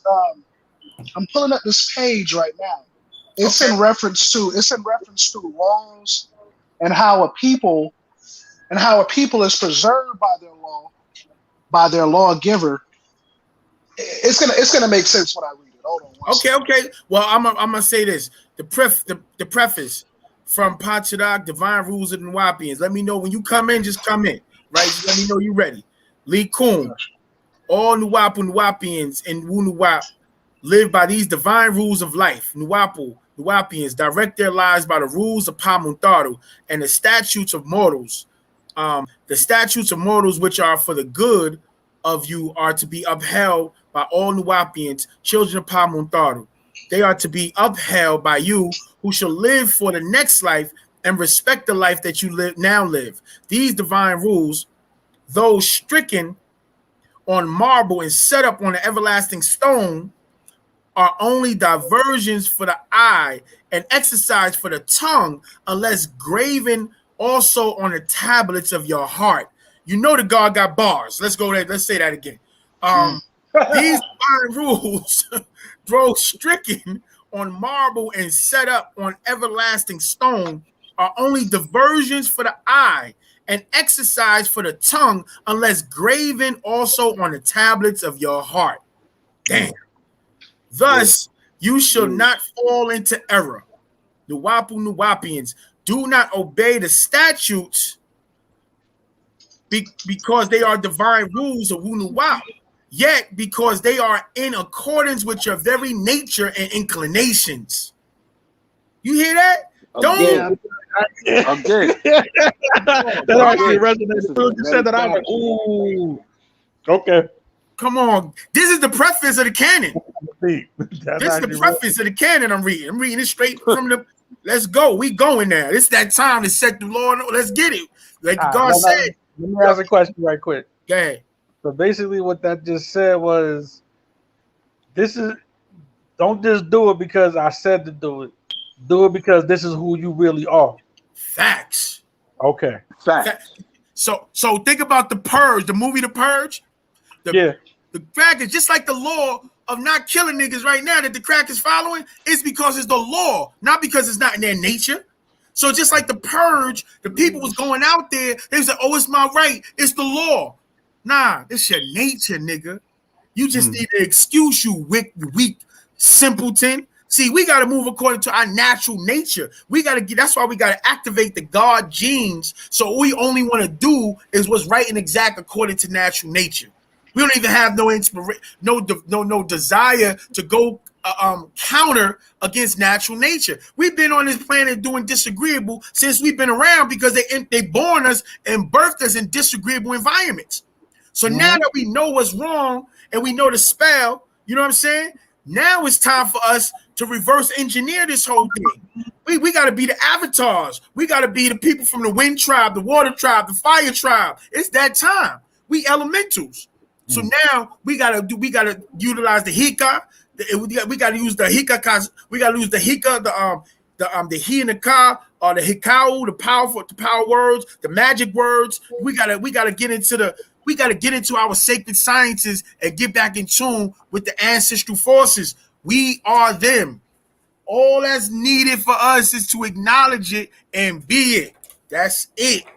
Word, bro. Like, where you go? Where you go? East student. Where you go? You left again. Let me see. He broke out again. Nah, I ain't send it to us all. Y'all, I'm about to, this almost we've almost rocked out for 3 hours there. I'm getting my husband back now. My wife is like, she's like, y'all can give me my husband back now. Hold on, let me read some more from the that's sad. My wife just got a call saying the brother Tahar flipped on the sister. You know the wild part about that. Now, if we come to that sister aid, she would have to acknowledge that that's love coming through. Whoa, I mean, I don't want nothing to happen. Look, we love these beings. These brothers and sisters are a part of Baba. They are forever a part of Baba, disagreeable or agreeable, whether they bear witness to the doctrine or not. And let's keep in mind, that's what we're saying here. Yeah, come to us. Come to your tribe. Yeah, come home. Come to your father's tribe, even if you don't look at it as a tribe. You ain't even give us a shot since that situation happened. And Polite hasn't been a part of the tribe for over 15 years, bro. Yeah, that's the thing that get me aggravated about that whole. Because even when he was in the trial, and that's what I wanted to tell. That's what I wanted to talk about that. To bear witness. Like we was on 125th. I remember because before he got involved, Haru Hotep had stepped off, and then he had put out a series of books. You know what I mean? There was I forgot what the name of him. There was the Journey Home group.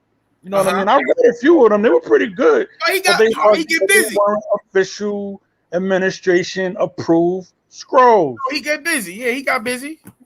Polite was involved with Haru Hotep back when I was still propagating on 125th. I used to see him. And if you need to ask somebody, ask Brother Water.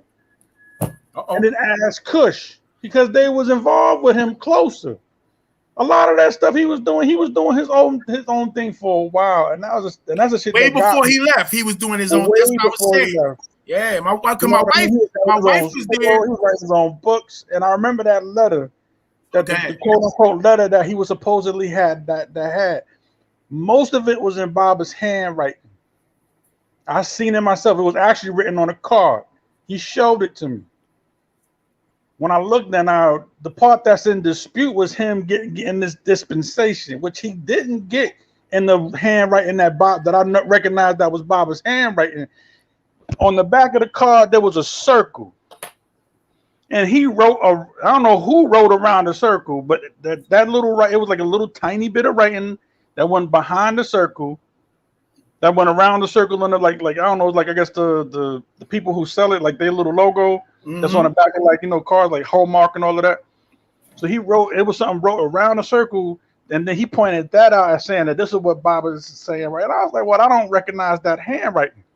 I recognize the handwriting that's written in the card, but this little part that says that this is okay for you to do, I don't recognize that. And that's what that's one of the things, one of the gifts that Baba gave us. If we apply it, is that we don't take people's word for nothing. That's a fact.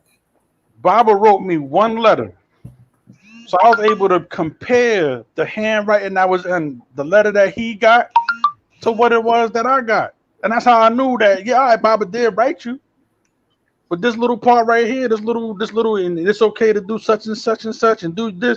It was in what do you call it? It was in a handwriting that wasn't Baba's. So that's why law is so important. Bringing it back to the law, the canon, Patsadak. That's very important. But what I'm about to read here is from an external source. This is not coming from our books, but it's coming from an old Sabian record. And what they say about particular reformers. Old Sabian records speaking about reformers. Reformers. What's the book? What's the author? The name of the book is a Rasul. It was written by a group of Sabians called the Ikhwan el-Safa. Okay. 952 Baghdad. Put that in the chat, y'all. The Rasul. Hold on. Yeah, we're writing that down. I'm on that, but listen, you talk about 952 Baghdad, the Ikhwan el-Safa. Facts. 952. That's taking us back into the Okay. Listen, we talk about Sabia, the science of Wusabat, and ancient and history, bro. They hiding it from us. So this record is predominantly talked about amongst the Germans, right? Because the Germans outside of Arabia and Sudan, the Germans were the biggest compilers and studiers of Arabic literature. But that's going on a whole different academic discussion. Okay. So this book right here was written by a group of Sabians called the Ikhwan el-Safa, the Brotherhood of Purity. Ikhwan, IKHW AN AL dash Safa SAFA. Yeah, got that. And it literally means the Brotherhood of Purity. You said right. it came out of 650 what? 952. 952. And this is what's the book called? Rasul. How you spell it? Rasul. The Rasul. R-A. Yeah, it means message. R-A-S-A-I-L. All right, they spell it Asil. Okay. The brother. Right. Okay. Right. This is And Sabat. Say that again. It's supposed to be a record from the Sabians, like the old Sabians. Brotherhood of Purity. They call themselves the Brotherhood of Purity. They call themselves Sabat, which means the Sabians. The Brotherhood of Purity. Right. So that's a whole nother story. When you start getting into their records, this is what confirms our history now, because a lot of their doctrine was one and the same with ours. Okay. You understand? So this is what they wrote about a particular reformer that will come, right? And concerning the laws as well. They said, know, O brother, that if these qualities are united simultaneously in one human being during one of the cycles of astral conjunction, then that person is a delegate and a master of the age. And the imam for the people, as long as he lives, right? If he fulfills his mission and accomplishes his allotted task, advises the community and records the revelation, codifies its correct interpretations and consolidates the holy law, clarifies its method, and implements the traditional procedures, and wills the community into one. If he does all that and then dies and passes away, those qualities will remain in his community as its heritage. If those qualities, or most of them, are united in one man in his community, then he is the man suited to be a successor in his community after his death. But if it does not happen, that those qualities are united in one man, but are scattered among all its members, and they speak with one voice, and their hearts are united in love for each other, and they cooperate in supporting the faith, preserving the law, and implementing the tradition, and bearing the community along the path of religion, and their dynasty will endure in this world, and the outcome will be happy for them in the next. But if that community is disunited after the death of its prophet and disagrees on the path of religion, the unity of their friendship will be dissolved, and things will go badly for them in the hereafter, and their dynasty will vanish. So if you are determined to seek the betterment of both your religion and the world, then come with us, meet with a group of distinguished brothers, and follow the law in sincere behavior, genuine advice, and pure brotherhood. So what they're saying is that these imams come in the beginning of an age. Get close, God. You going in and out. But go ahead. Okay, hold on 1 second. Damn. It's coming. Everybody getting he kind of beat. Oh man. Damn. Just took another turn. Can you hear me? Yeah, we can hear you. Hold on 1 second. Shit. If you got to go back to the thing that was kind of iffy, I'm cool with that too, because we was hearing it. Don't make me mess it up. The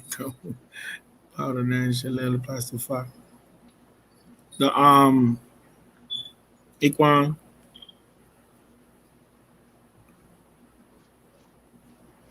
Yeah, brother, share whatever you want to share. God, y'all heard that, right? Y'all got that information. Go look it up. Listen. Yeah, that's why I wrote that down. I gotta definitely check that out. Now listen, this is just the beginning stages, God. This is opening up the Pandora's box of the origins of Wu Sabat and the show Wu Sabat throughout our history. I'm gonna tell y'all right now, that was messed up what E student did right now. He set y'all up because, like I said, y'all getting ready to give me back my husband. So he hitting y'all with that, and y'all think y'all getting ready to get into a whole nother deep class, and y'all not. Good night, guys. How I do? Bye, Pharaoh. No. Do y'all close the Play door? no more. Do You already know. I was like, ooh. by all means. Y'all know I got I'm not curfew. rushing y'all off the line. Do a proper close. I got curfew. We got half an hour, mama. Okay. It's 10:30. We head to 11. Y'all can have Sheesh, you got me. So that was gonna open up a whole other 3 hours of conversation right there. enough what? Nah, God, because this is it. Because you know what? The slanderers are running around talking about what Bob is making all this up, and that is pseudo. But we found the records, 952, 850. We got the records. We got records being translated right now that have never been translated in English that show the history of Sabia worldwide. Yeah. They stole our stuff. Hold up. We reclaiming it. It's on. Hold up, God. Go ahead, God. You got the brothers. You got a couple of brothers down there that's been rocking with us through the whole show, and they've been trying to promote they site for us. Brother been giving some good information through it. Let me see. I told the brother to post it up. I said, yeah, go ahead, put it up. Brother Irvin L. Yeah. In 19 Cain. Pardon self if I pronounce the brother name wrong. But yeah. He got a foundation. And then you got the brother Irvin L. I'm correct. Yeah, Irvin L. Did he post his foundation? Irvin L said he got a foundation. He wanna. And listen, while we talking like that, on that wavelength, y'all make sure y'all, first of all, y'all give me these likes and shares and subscribe. Secondly, check out that natural nature herbs and go get healthy, man. Get whole. Go get a big hug from Mother Nature. We got it on natural nature herbs, yeah. Come through. And if you want some good vibes and good energy, good music, we got it over there at PharaohRising.com. We also go hard on some Brooklyn. Ooh, you know. Yo, go ahead. Where you at, E-King? Yeah, I'm here. Y'all not hearing any feedback, are you? A little bit. Just turn it down. I'll turn it down. You good? Clear on this side. Okay, so basically, that record was talking about that these leaders come at the end of an age, right? Mm-hmm. To steer a particular community in the right direction. And if that leader is successful and the people actually listen to the law given by that leader, then that dynasty and that community will survive into the future. You understand? So that's what we're dealing with now. It doesn't mean anything just to call yourself Sabian. You understand? Now we have to focus more on law, culture, and practice. Make our imprint. Right. Yeah, I get what imprint. It doesn't really become real until you start doing it anyway. Right, absolutely. Then there's certain energy fields that you put out once you start to walk it. That's not accessible if you just reading. Absolutely. Mm-hmm. So this particular cycle that we're in right now, they called it the 6,000th year, right? Oh, and in the 6,000th year, this master of master was supposed to return and teach all three religions, right? This is all according to the Ikhwan El Safa. Right? You heard that? Well, let me ask you this, E-King. Yeah, absolutely. What was his purpose of teaching all three religions? Because according to their philosophy, these three religions sprung out of ancient Sabianism, right? So his purpose was to come and teach all three religions as well as the Batani Kafa, the esoteric secrets of that religion, right? So they're out of school and in the schools. Yeah, but Batani Kafa translates as esoteric secrets, right? Okay. So on their way to becoming elite, he was supposed to teach them how to question these three religions. This is all talked about in the Sunni elite circles within Riyadh and Sudan about this old master who was supposed to come and teach the three religions and reform ancient Sabianism. You understand? So our challenge right now as Sabians once again is to. I got a question for you on that though. Go ahead, absolutely. Because my question is, were the people who taught this Ikram al-Safar, were they in alignment with the teachings of Abraham? That's where the distinction would have to be made at. Okay, so because there's ancient Islam or ancient Sabaean isn't quite what it became. What it didn't have maybe the religions were born after the fact, but ancient Sabaeans, they were dealing with a whole nother science. Talk about it, EK. So let me ask you this, Kafuz. Okay. What books have you read on ancient Sabianism thus far? Outside of Bobby and outside of stuff that Bobby been putting out to us, nothing. Yeah, I've been looking into like a lot of archaeological artifacts, the regions where they've been finding the Sabian script inscribed on stones, that kind of thing. But this is the first time I've ever read anything outside of our doctrine that spoke directly about the Sabians of the ancient times. That's all by design. Well, right? Hold on. Now, this is for the audience that's also listening, right? Yeah, absolutely. Go for it. Mm-hmm. But because there is other references, right, outside of the master teacher, right? That's true. Take it right to that source. Now, obviously, like what the brother E is doing a phenomenal job is he's went back and did the scholastic research that's needed in order to support the historical facts as it pertains to us as Sabians in the past and up until this day and time now. But if we go to the Quran itself, right, as well as Bible, as well as the Tanakh and all these other religious books, there's seven references. Specifically, the Quran has 3 references in 3 different chapters speaking of the Sabians, as they call them, the Sabah, right? Not only does it speaks of them, it speaks of them along with the Christians and the Jews as people of the book of the religions that preceded Islam.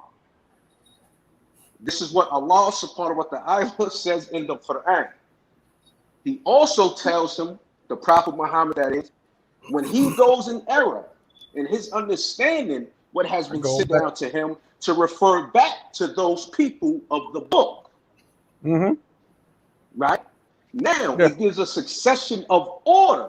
It's the Sabians first, right?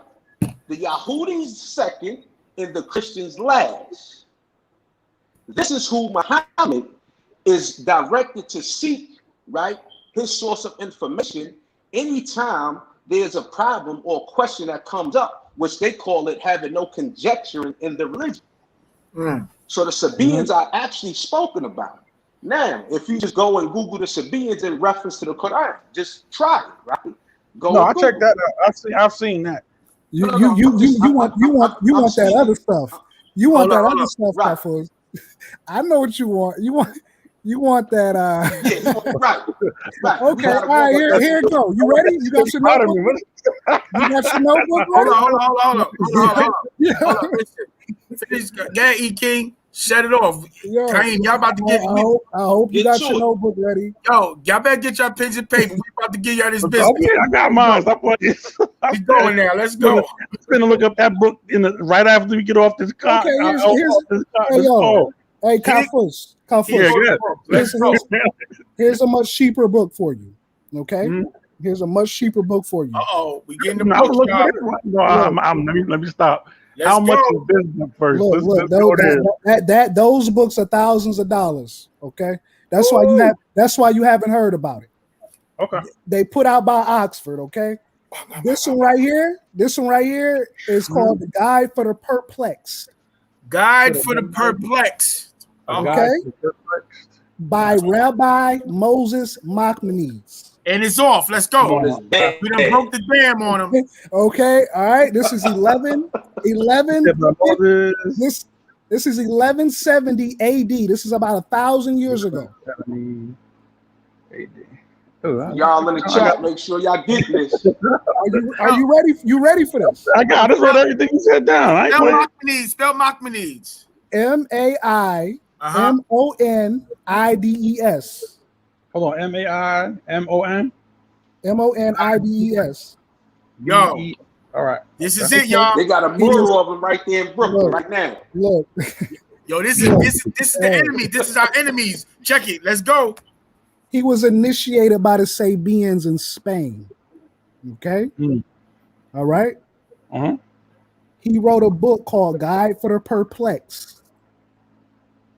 He plagiarized the Sabian manuscript to write his book. You got me? Yeah, I'm here. I'm with you. Within his book, in the 29th chapter of Guide for the Perplexed, he mentions the Sabians. Not only does he mention the Sabians, he mentions what they believed. He said the Sabians believe that Adam came from India. Oh, man. Okay?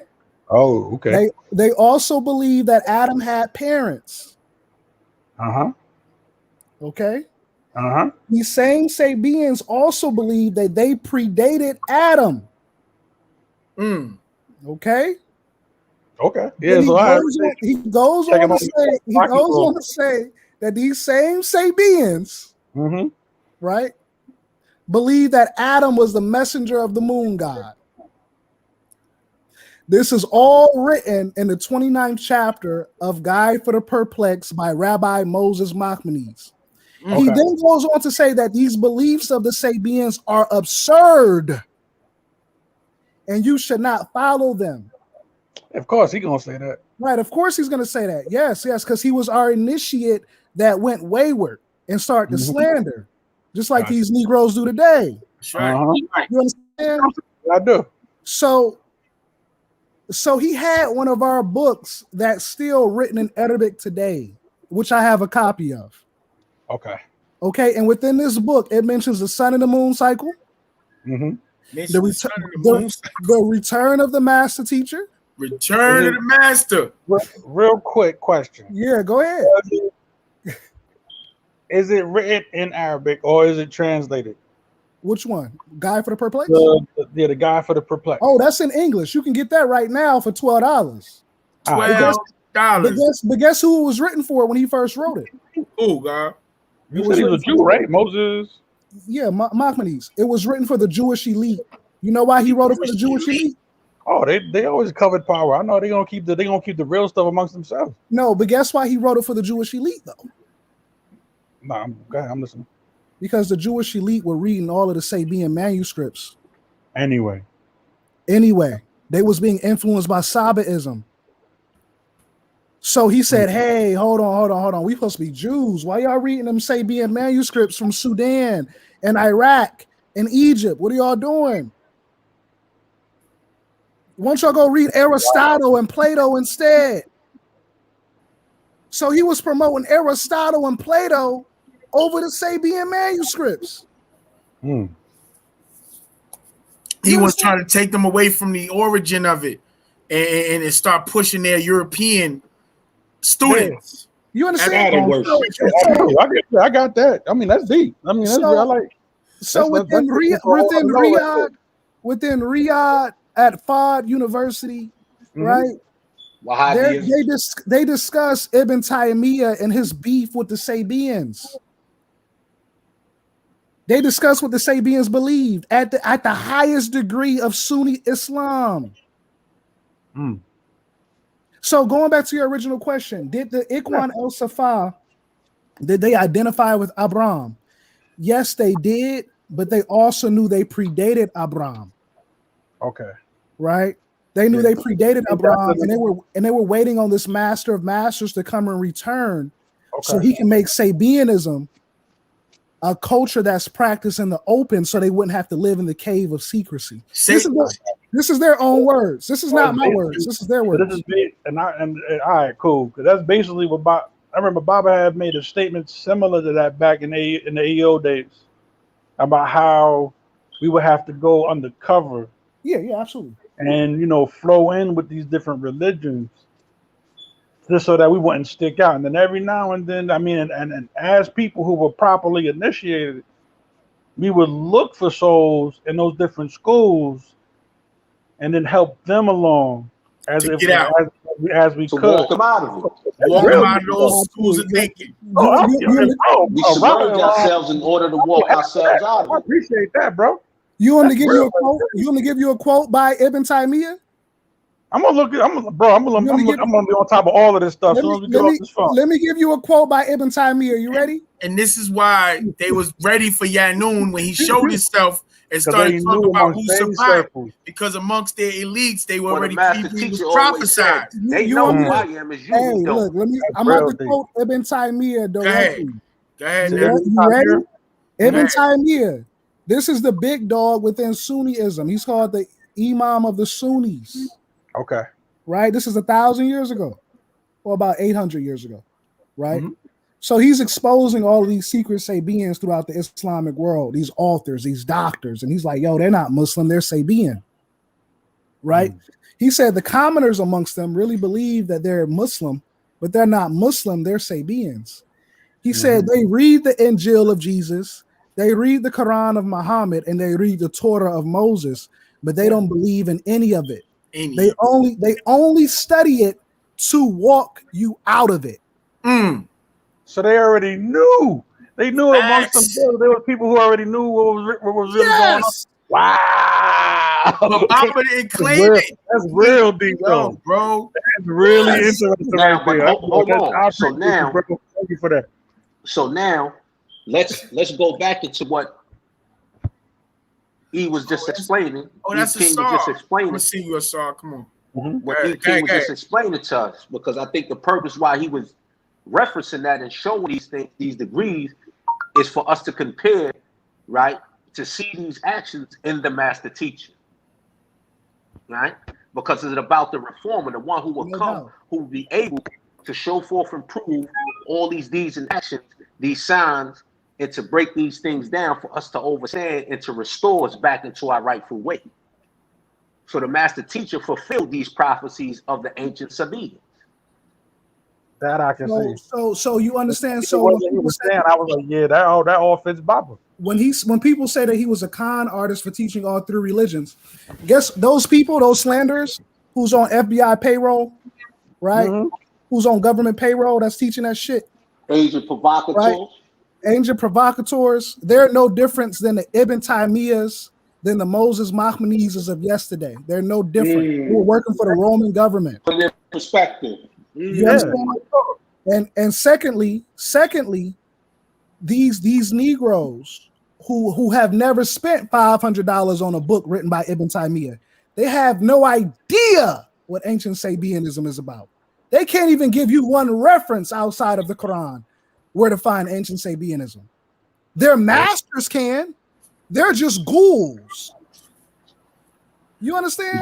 Y'all heard it first, man. You remember from Vampire from Brooklyn? That's right. How the ghoul kept chasing around Eddie Murphy through Brooklyn? That's right. That's what the agent provocateurs are. They're waiting for their masters to die so they can become the new vampire in Brooklyn. Right. Wow. That's right. You heard that? So Baba's methodology is the Sabians' methodology of ancient times. He's just the only one on the planet using it now. And was walking us out of all the religions, and they wasn't sure who he was until he switched when he switched and came out with the Yanun with the Sabianism. They knew it for a fact. They was like, get him out of here, get him out of here. Well, and each student, if you can, explain to the people a little more in depth on the language side. As what Pharaoh just was saying when he started to reveal the name Yanun and how that tied everything in, which allowed them to see and know, okay, this is that individual by way of the language. And you got certain men that they getting $100,000 salaries a year. You know, they want to take their wives out to Hawaii. They got something to lose. Right? You walk past them at Walmart. They might be your pastor at church. You understand what I'm saying? But I have nothing to lose. Mm-hmm. You understand what I'm saying? I have nothing to lose. So I'm going to tell you straight up. You ready? Let's go. All right. Let's go. And that's after you go. I want the brother, the elder, my hot tweet to chime in because he coming from Barbados. We going in. Let's go. Your question about Yanoon, right? So within Freemasonry, right? They were given this prophecy of a master that would come around the year 2000, and that would teach the secrets of ancient Freemasonry, right?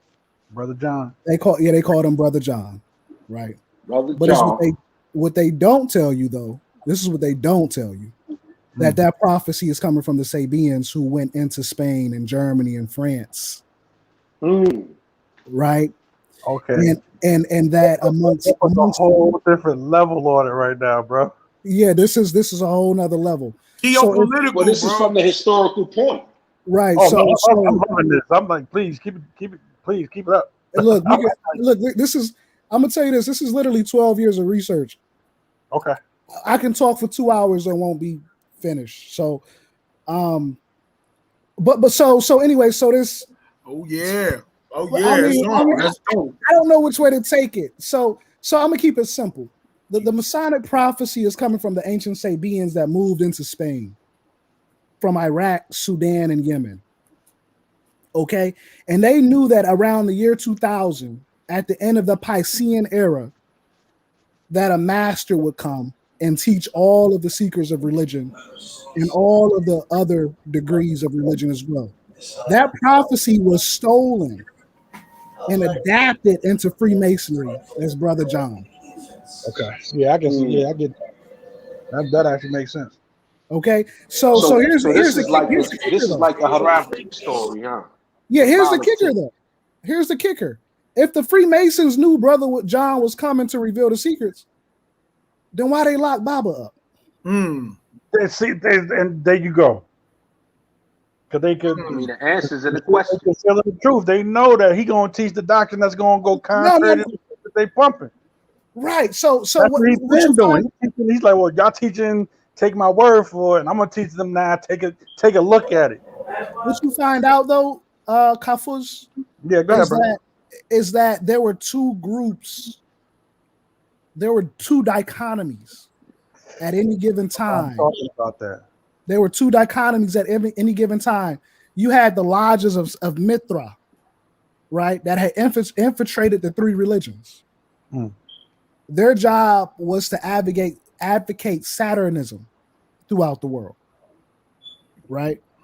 They were the disagreeables.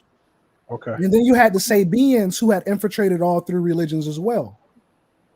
So at any given time within any religion, what you're witnessing is a fight between the Sabian and the Saturnite.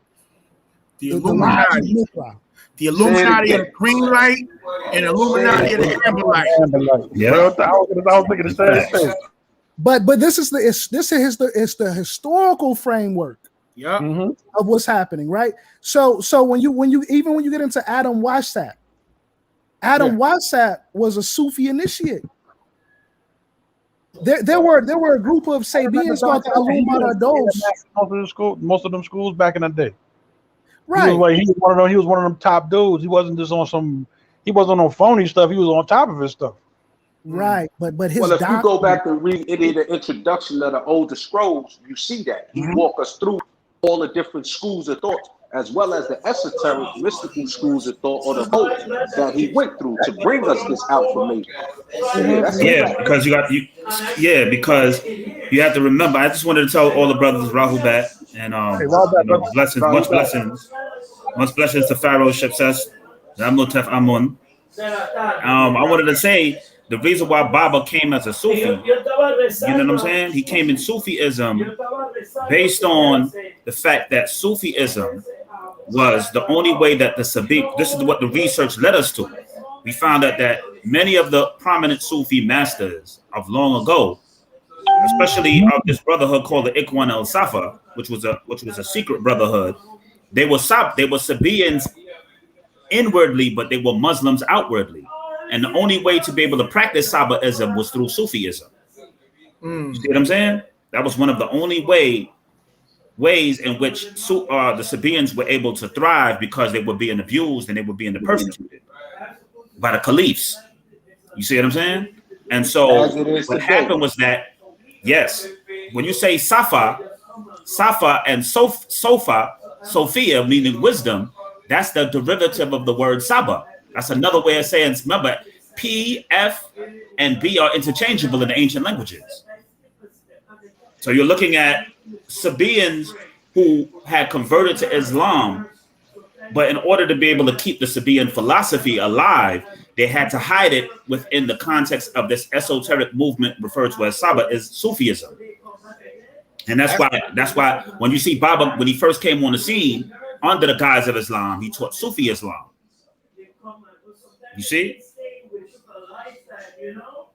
So ask the question, Mahatwi. Unmute yourself. Mahatwi. Ask the question. I don't hear you. Come on now. The elder God had a question. So let me see. Maybe it's me. Go ahead. Mahatwi. Yeah, can you hear me? Yeah, we can hear you. Go ahead. Yeah, right back. Yeah, right back, my son. So was the protocols of the learned elders of Zion taken from Sabaeism, from Sabaeans? No. That was a secret group amongst these elite rich Jews who initiated the plan how to take over the various forms of industry and different forms of economics. And that was their plan. They had a plan to infiltrate into the banking system, right? They're not speaking about Sabaism in the sense or they're not speaking about Sabaism or a religious movement. It's more towards a covert plan for them to be able to infiltrate. You want to add on? E King? Or you just broke out? No, I'm still here. What's all right. Yeah, add on, God. Wait, God was asking about the protocols of learned elders of Zion, and you heard the God explaining how their situation was about infiltration and teaching as a manuscript of infiltration, really a time schedule on what should take place, in the near future because of that infiltration. I can't really speak on the Learned Elders of Zion book. I got to do more research on it. Okay. I don't want to come off as anti-Semitic. so but we're not anti anybody. Yeah. Just refer to the Book of Revelation by the Master Teacher. That Book of Revelation, he mentions their plans or whatever, the articles of Zion in the translation of the Book of Revelation from the Ansar days. When he speaks about Adam Weishaupt and the Illuminati and all that, he mentions about how the movement of this particular group of that document was based on them being financiers, being involved in money as money lenders in industry, in all forms of industry. Bible is explaining this is the way they was able to take over the Zionist movement, this particular Zionist plot. That's what I was going to say. It's not necessarily the Yehudi. It's the Zionists, which is a political, economical movement. They have their own agenda. So the connection would come in. We got to remember who Adam Weishaupt was. As the brother just explained to us, that he was also, if we would say, a hidden Sufi master, right? So we know that he was also, the master teacher taught us about the Jesuit priests. So the Jesuit priests, who many of them were actually Sufi masters. So we know that the Sufi masters, where they get their source of information from by way of the Sabaeans. So this is where it ties in that. So correct. By them taking the science of the Sabaeans and converting it, because remember the master teacher said that the T can either convert or convert the B. Correct. So we see this. We see the infiltration by way of them using, right, Sabaean by way of the force of the Saturnites, as the brother E. King was just saying. That right, so because we call it the lunar force, but we know and understand that we was taught that lunar force is actually projected by way of Saturn, and we know the planet of Saturn, the actual planet, not Saturn, the planet as we know it to be, but Titan.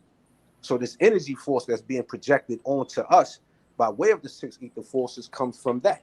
So these are the Jesuit priests, right? So every force has a generation of beings that it produces in order, like you said, that great dichotomy, that great separation, that great fight of these polarity forces.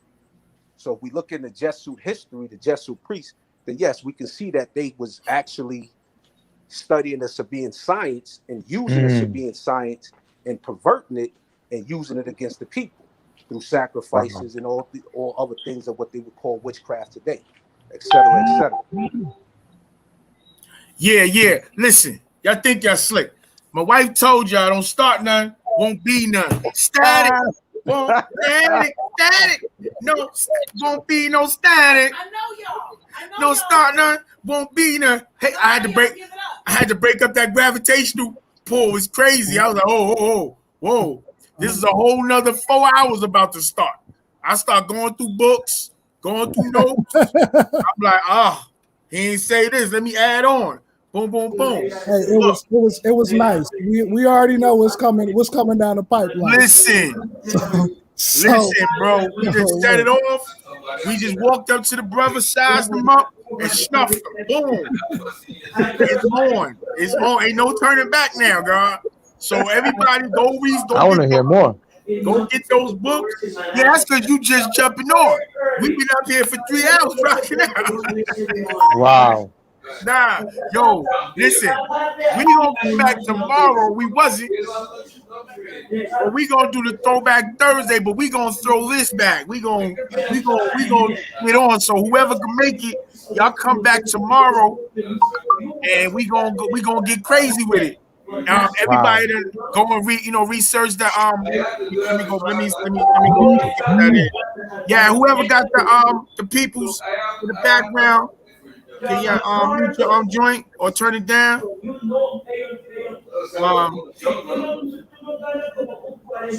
Yeah, who with the peoples? Who got the peoples? Let me see. I'm going through. Yo, so look.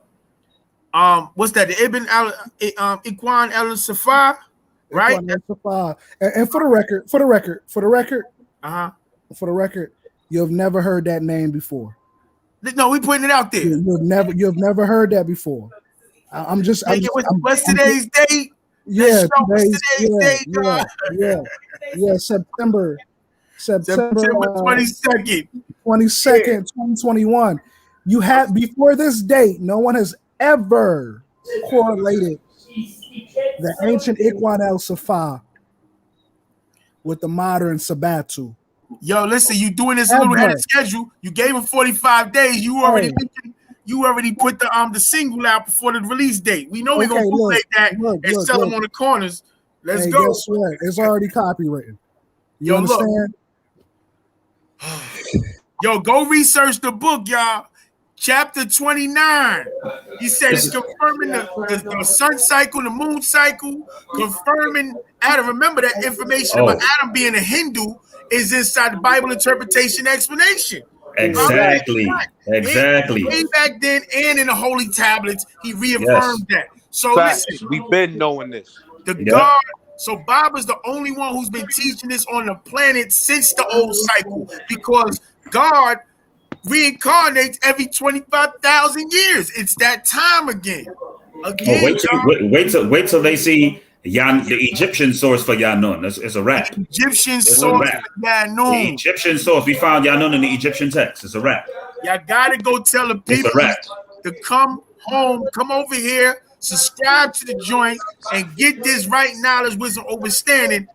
It's back again, y'all. It's the ether is showering from the heavens. So you see when we started, spanking Bob's daughter for acting up. Let me put this out too. So apparently, Taharka, he didn't flip on her. So I got the information. I said it wrong, I received it wrong. That's what happened. You know how I go to tell.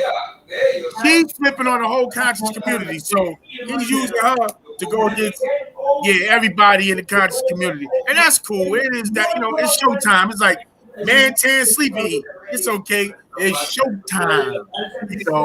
But we over here, We build the pyramid from the top down over here. Over That's here, right. I'm so glad I got on this class. I'm so glad I got on this class tonight. Yeah, God. So So I was listen, like, oh, okay. we about to close it down. We about to close it down. I'm like overwhelmed. There's so much going on. It's almost 4 hours. Look, 3 hours and 43 minutes, y'all. Damn. And I gotta thank the brothers, Kafuz, Mahatri and Ray, Asar Noon. I told you, y'all two gotta get on earlier. E King, Ron Du. I appreciate y'all brothers for joining me on the platform up here in front of the world. Irvin L, Gold Sun Productions, the Ferris Center Tep, Goddess, Israel, Bakari, Hatep. Yo, you see, you got this, God. Y'all better go get this information. Take it to the people. Tell them this way it came. It's dropping. We dropping the jewels from heaven. Let's go. God raised masters is happening right now. Let's go. For real, family. Whoa, whoa, whoa. You find we got this. This is not said. This is not pseudo. This is not nothing nobody made up. The master is just the only one on the planet to reintroduce us to our ancient way. That's what it is. All the rest of them fell asleep in the spell. Okay. Who that? I'm Jay Reese. 1515 Media. Peace to you, beloved. Yeah. Right back to the peoples, man. 19 Kaim. Oh, that's you, Asar. I see you. Daryl Howard, Queen of Sheba, Kingdom of Saba, also mentioned in the Dark Glass Kingdoms of the Africa. Absolutely, that's the Saba. That's where we get that attribute from. And the language is found there.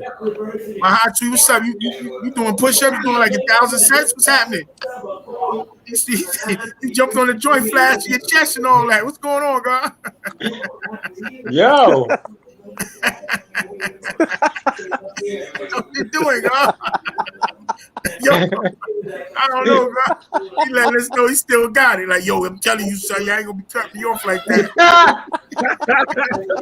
Yo, I didn't even realize my camera's on, man. Well, I'm proud. That's all. I'm glad. That's all we see. Or tomorrow's show will be about something totally different. Yeah, Israel. I'm giving a shout out to all the people showing us love, spending their time with us, because nothing more precious than time. Collective tribal consciousness. Appreciate you. I appreciate all the people that came through the road with us. Who else was in there? Kevin Daves. That's Ab Fatah Sabak Raye. Yeah. Yo, we appreciate y'all. Who else came through? We almost at the top. Kensu Ahabu. Yeah, God. Also remind the people, God, to start getting to know your tribe, man. Federlucci, brothers and sisters that's coming on. Oh yeah. Yo, listen, I want to get the bill to just observe and listen. Everybody. I got everybody's information that I have as a tribe. Everybody, all the brothers like on the panel, that information that I have and numbers.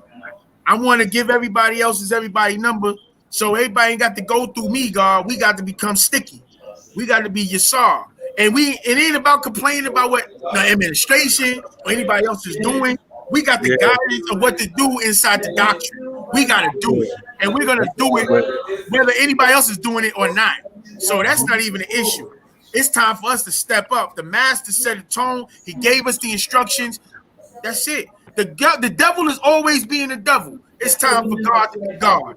That's all we saying. And like I ended it before, you know what I'm saying? If not this Wusa back, then what? You know what I'm saying? If not us, then who? And if not now, then when? Facts, y'all. Y'all appreciate y'all. Gabat Wu Ashuk. And tomorrow we rocking out again. Throwback Thursdays. And you know what I'm saying? Love y'all. Y'all be on point. Go over down the block and listen to the with the sister over there doing her Wendy Williams thing. We can check that out now on Morris World New World TV with Taharka Bay. And listen, I'm looking to talk to the brother to see what's up. You know, he seemed reasonable, but it is what it is. We gotta spread this doctrine, Wusabat. I love y'all, brothers. Y'all be safe. Wadu family, and see y'all tomorrow. Appreciate it. Wadu, y'all. All right. Y'all stay blessed. I shook to all of y'all. That's right.